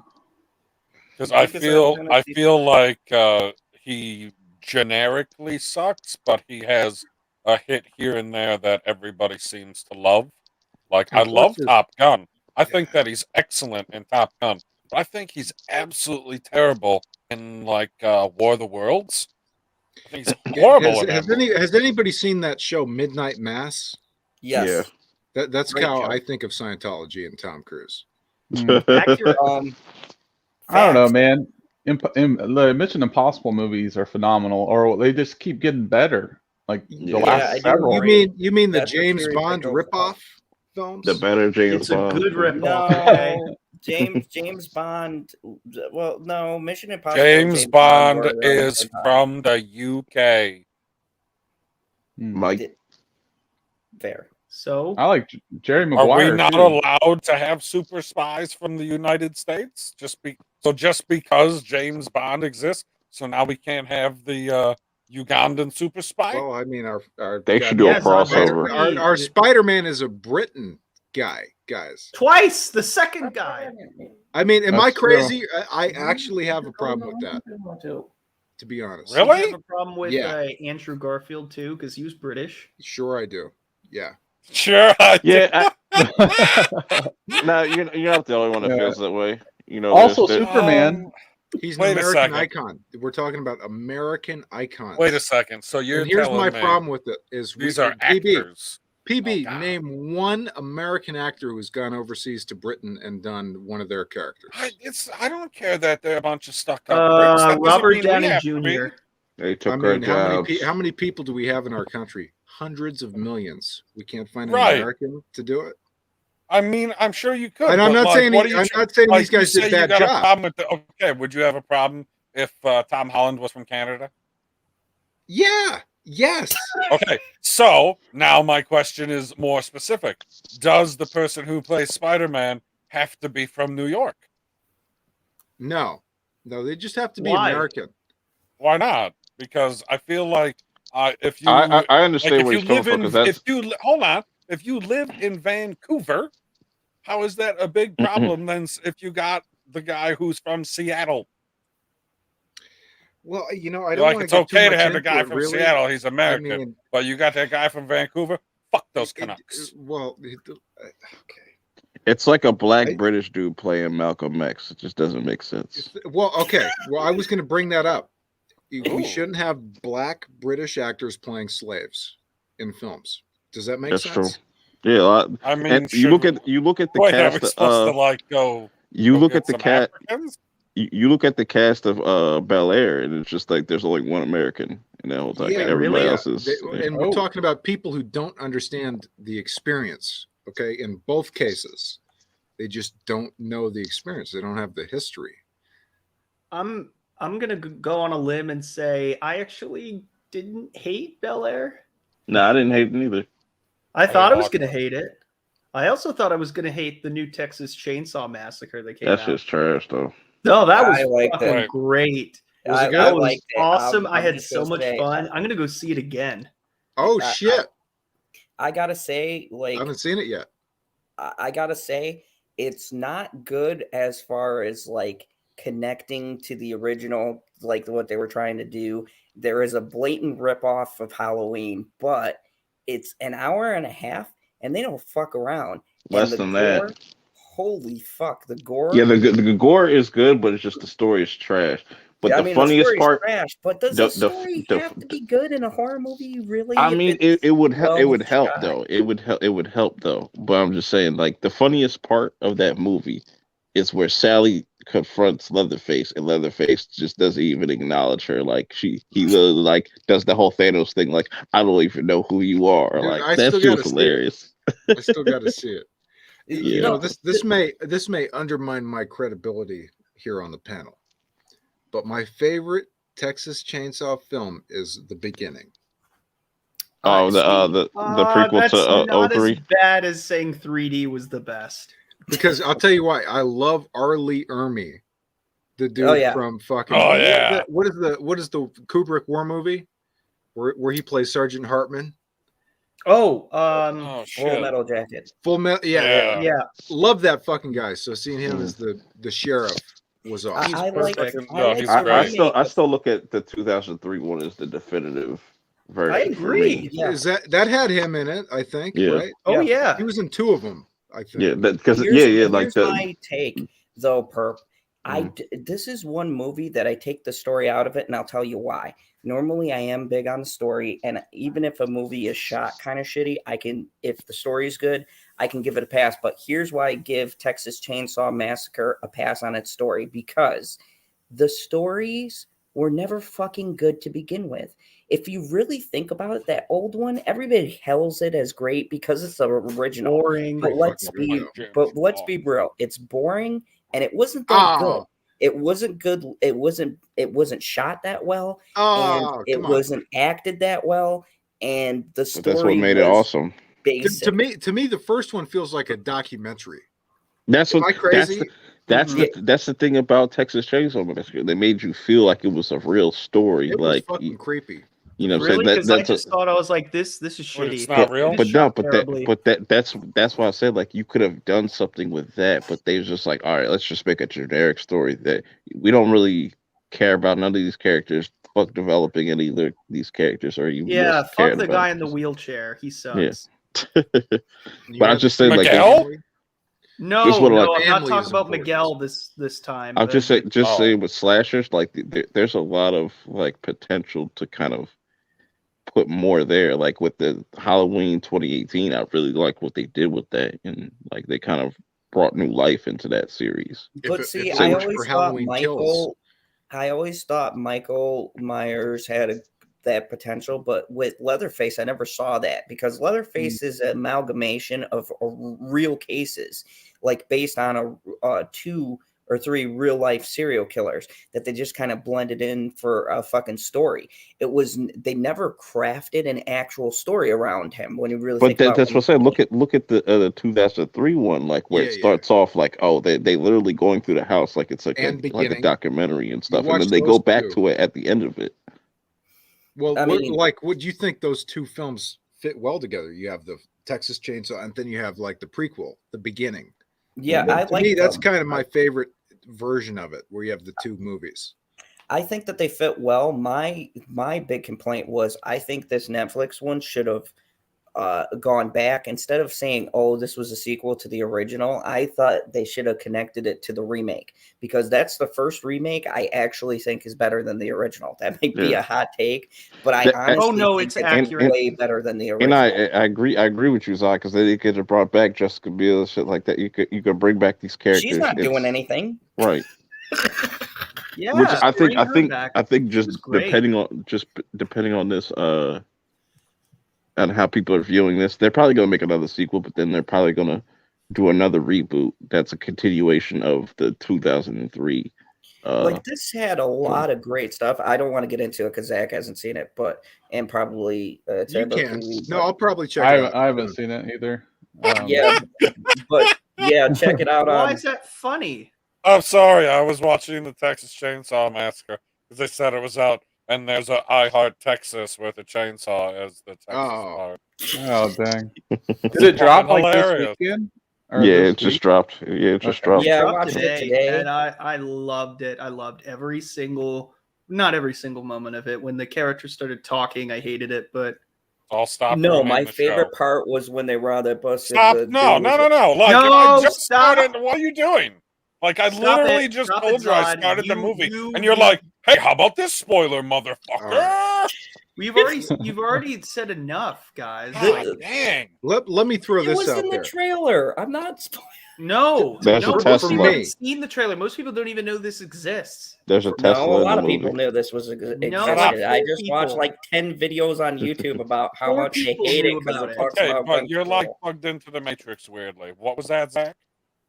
Okay, so here's what got me involved in Texas Chainsaw Massacre in like an actual fan way.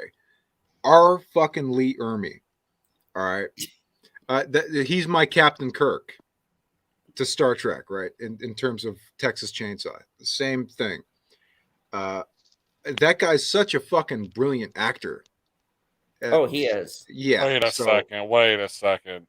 Captain Kirk is not a brilliant actor. I think he's awesome. I mean, whoa. Awesome and brilliant are not the same, but I think he's fucking brilliant. Have you ever seen him in Twilight? Or I think he's in the Twilight Zone episode. Oh, I thought you were about to say Twilight. Phenomenal. What?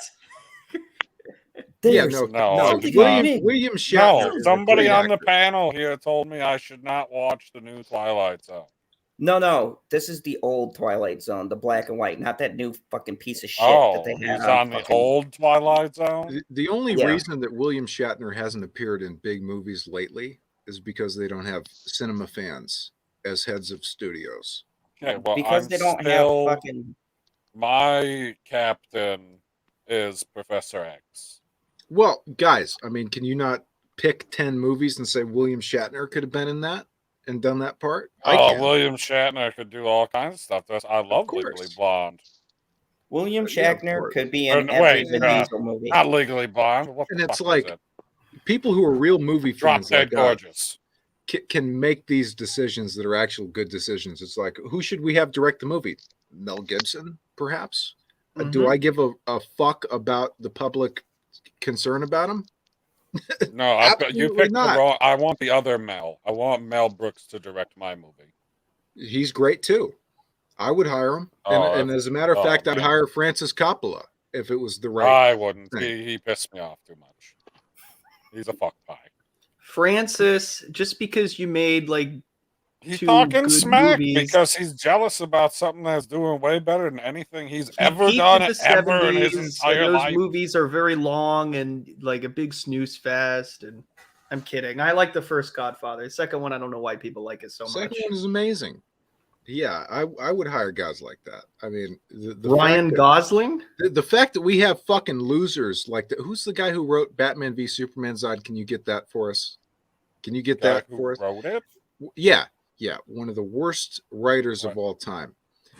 The people that they're hiring suck nowadays. Okay, writer was bad. The casting director was bad. The lighting department was bad. Everything. There you go. Thank you. The editing sucked. It was too long and boring. Choppy. Also, very choppy. Yeah. Okay, so Chris Terrio. He sucks. He sucks. Oh, that guy? Oh, David S. Goyer. What else has he done? He's the guy who screwed up Star Wars as well. Yeah. Yeah, Chris Terrio is a fucking joke. To be fair, David S. Goyer did write Smallville, so I don't hold him. He had a very small writing credit in that, and they just throw him on everything.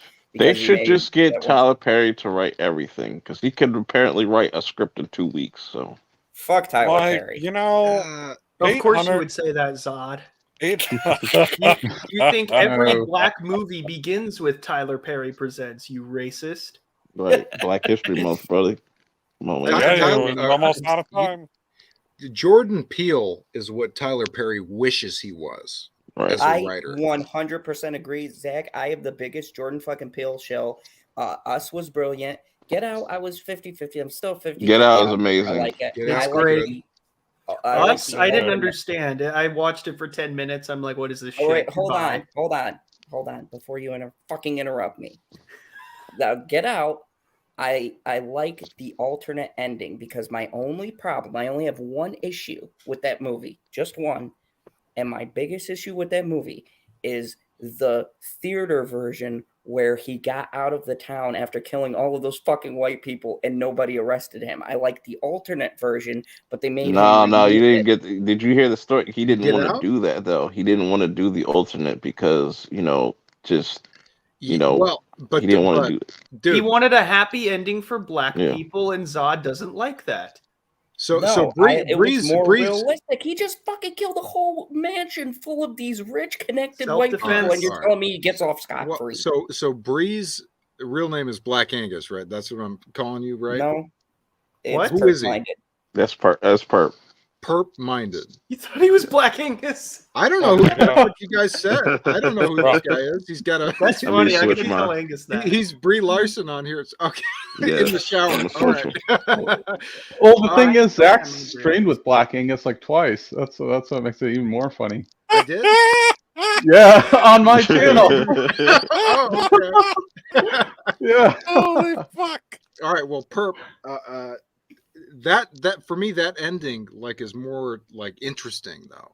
The one Zod's talking about, the alternate ending is more profound. Yeah, Does that make that's sense? what I'm saying, because it's like, holy But shit. then like, it would have just been more generic because like a lot of people just don't want to see that shit because like what Hollywood loves to do is like depict black people in these fucked up scenarios like no, all the but see, time. here's the thing. I sided No, but that's with not what the it black was. Though. person on this. I said he's 100% right. These are all fucking terrible individuals, especially the fucking girlfriend. What a cunt.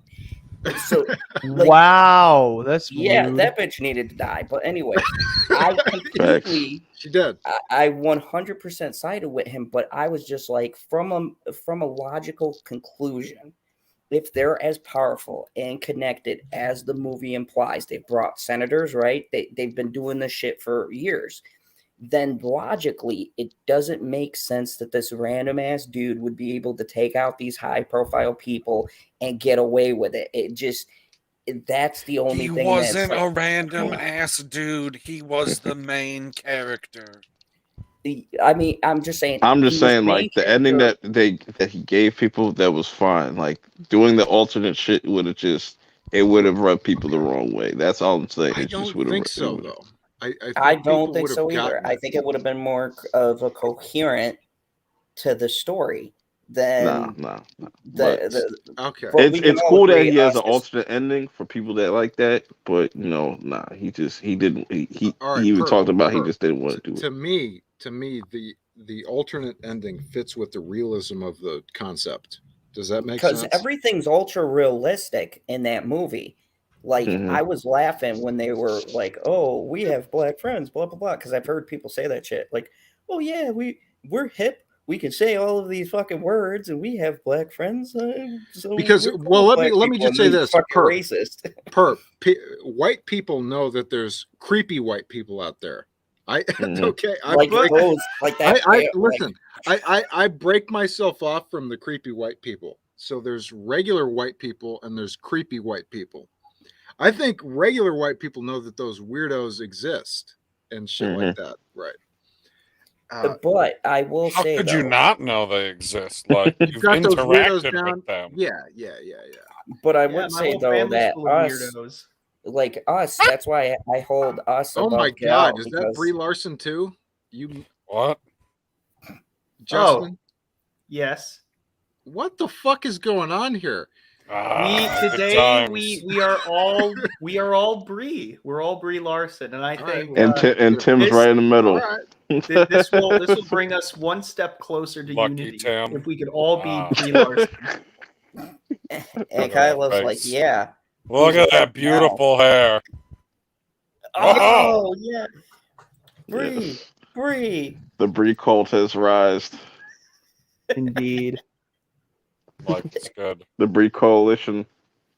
Like the bottom of the screen's looking good. Looking good. But I like Jordan's Peele style because it really reminds Brie Larson to do something. It really reminds me of like takes kind of cues from like Alfred Hitchcock and stuff too. I mean, who's excited for that movie? Nope. I am fucking excited for that. Yeah. I want to see his take on it. I feel like I'm going to be disappointed with the ending the same way that everybody was disappointed with the ending of The Village. Oh, I didn't understand that. The fuck do you mean you didn't understand it? The Village was the last time I saw it, I was like 9. Oh god, we're so fucking old. I saw it in the theater. Oh yeah, you were like 30 when you saw it in the theater, right? Fuck you. You cocksuckers. 29 at least. But every single one of like, oh, that's what's up. He's got it. All right. But like every one of God damn it, now I gotta find a fucking. But every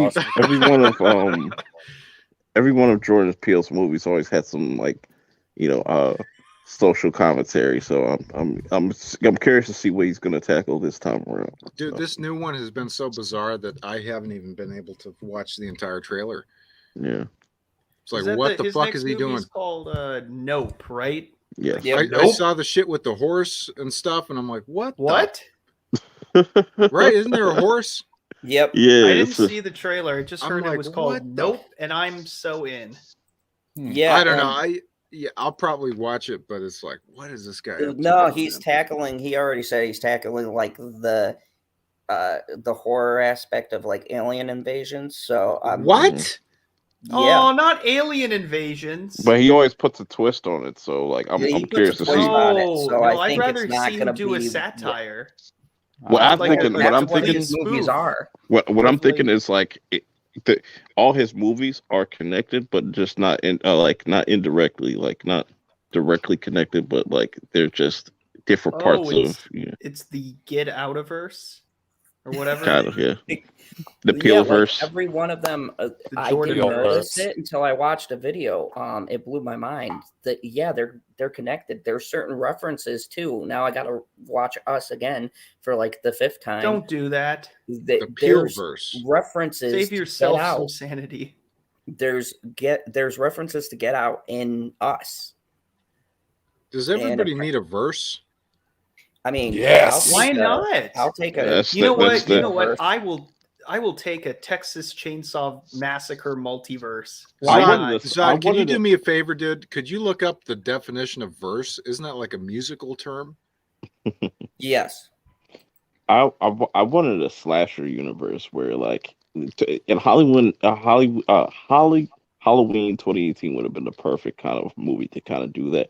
Like imagine just seeing on the news like, oh, some people dying in their sleep or something like that, blah blah blah, or this guy with the going around with a ghost face mask killing people and some shit. Well, you do have that. It's called Freddy versus Jason. No, I'm talking about like an actual like. Look, you know what I'm saying? Freddy versus Jason. I love that movie. I know it's terrible, whatever, but when he comes in as the Caterpillar Bong, it was one of the greatest moments in cinema history. That's like one of those movies that has destroyed people's careers. I bet you, Zod, any of us could probably get Robert Englund on a fucking interview. I mean, that's how bad. But I would still say Freddy vs. Jason is better than BVS, though. I mean, when's the last time you saw Robert Englund? I mean, that was like that killed his fucking career. I mean, but he died for his art, so. He's not dead. He's still alive, bro. He's alive, dude. I saw him. I mean, career-wise, he died career-wise for his art. Stop it! He went out guns blazing. Phrasing. Knock on wood, but I'm pretty sure that, like, you know, the way that the slasher movies are going, they're going to bring back Freddy. They're going to bring back Robert Englund. He's going to be old man Freddy. You know what I'm saying? Great. Like the Flash. Like the Flash is going to be old Freddy. They're going to get the other guy. Fucking what's his name? I think there's some potential with that, doing like an older Freddy or something like that, and just bring back Robert Englund. The old man Freddy. Yeah, like he's just like his face is all just. There is a rumor, like if you watch all of the old, because of the slashers kind of copied off of each other back in the 70s and 80s. Yeah, there's a rumor that if you watch the films, they do mention each other's franchises in the movies. Like Scream referenced Halloween and stuff. All of them. Yeah, there's a reference in Jason where they talk about the Haddonfield murders. And what? There's when? Yeah, it's in one of the Jasons. It's in like Jason's Revenge or some shit like that. It was one of the newer ones. That wasn't a movie. Or Jason's Lives. It was one of what? Was like fucking 10 of them. Is it one of the ones that had Friday the 13th in the title? Yeah, Friday the 13th, Jason Lives or some shit. Oh, yeah. Jason Goes to Manhattan. Listen to the radio. Oh, that was horrible. You know what, guys? This may again destroy my credibility here. I actually like Jason X. Yeah, love that movie. Fun. I think that that that sleeping bag scene is dope. Like that's a memorable kill. Oh yeah, and the head crushing scene, great. Mm-hmm. With the what is that shit called? The gas? It was a liquid. Yeah, liquid nitrogen. Yep. Yeah. And they I love that scene. Yeah, that's the best. Yeah, fucking robots. Like Jason falls down, cuts a guy's arm off, and he's not even conscious. I think all slashers need to just go back to the basics. Just go back to the. You walked into the best fandom on the internet. Yes. Apocalypse. You gotta join. You gotta join. Yeah, Zod, you gotta join. Join the Bree. Join the Bree. Join the Bree. Join the Bree. No, it's Bree bad enough. Join us. It's the Breevolution. Speaking of a Breevolution, I've got a Bree getting out of here, or that is terrible. Oh no, not until you become one of us. One of I us. can just fucking cut off the stream, and then you would be able to say cut anything. off the stream, but that would be rude. Yeah, don't do that. Oh, my God knows I'm not rude. Anyways, let me go down the line to the panel. And oh my hilarious, Tim. So we have social justice media Bree. Tell us your channel. Should all just pretend to be Brie Larson in this. And, I can't do the voice at all. Somebody else can speak for me though if they'd like to. Who's got a Brie Larson impression? Hi, I'm Brie Cheese. Thank you very much. What the fuck was that? I think the best one, Perp, let's hear your impression, dude. My channel is just my name, Zach Leary channel. Yerp, this Brie. What? I actually heard that was Brie spot Larson on, dude. Voice earlier. What happened? No, I can't do that. I'm not gonna embarrass Didn't myself. he, Zod? Am I nuts, or did this fucking guy come on with like We're all nuts. We're all Brie voice? Larson here. Come on. Dude, this guy came on with a female voice. He did do a bad good Brie impression earlier.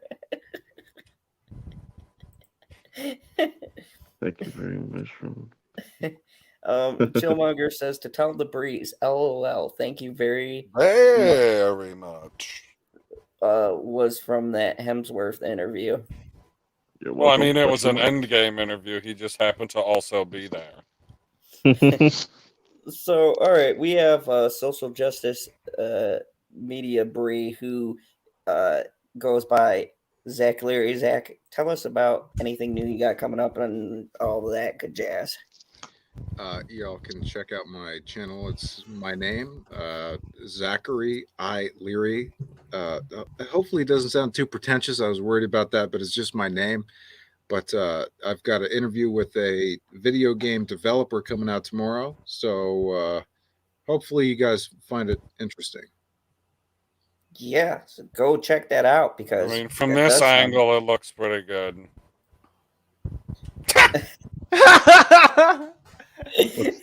What's up, guys? What's up, guys? I heard Kylo Ren. I heard Kylo Ren had an 8-pack and was shredded.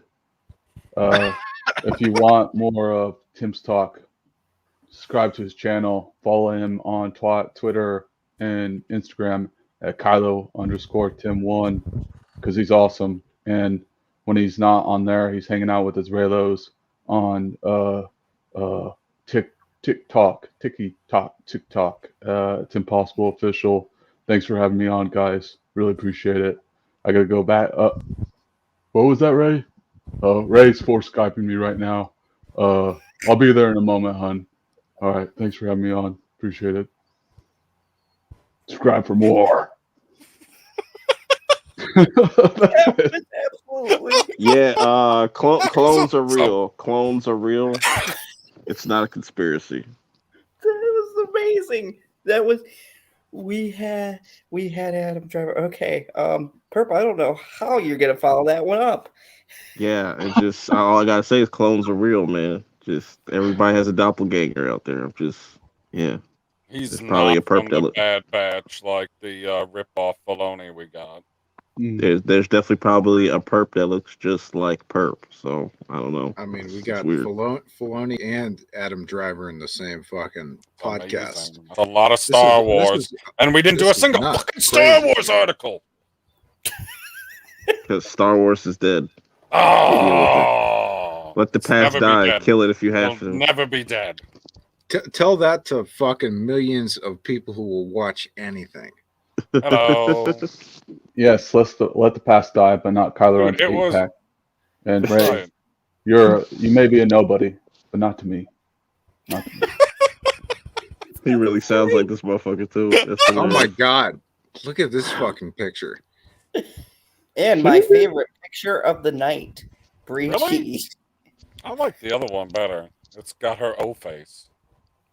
Hey guys, you can check out my YouTube channel. I put the link in the chat. YouTube.com/Brie Larson.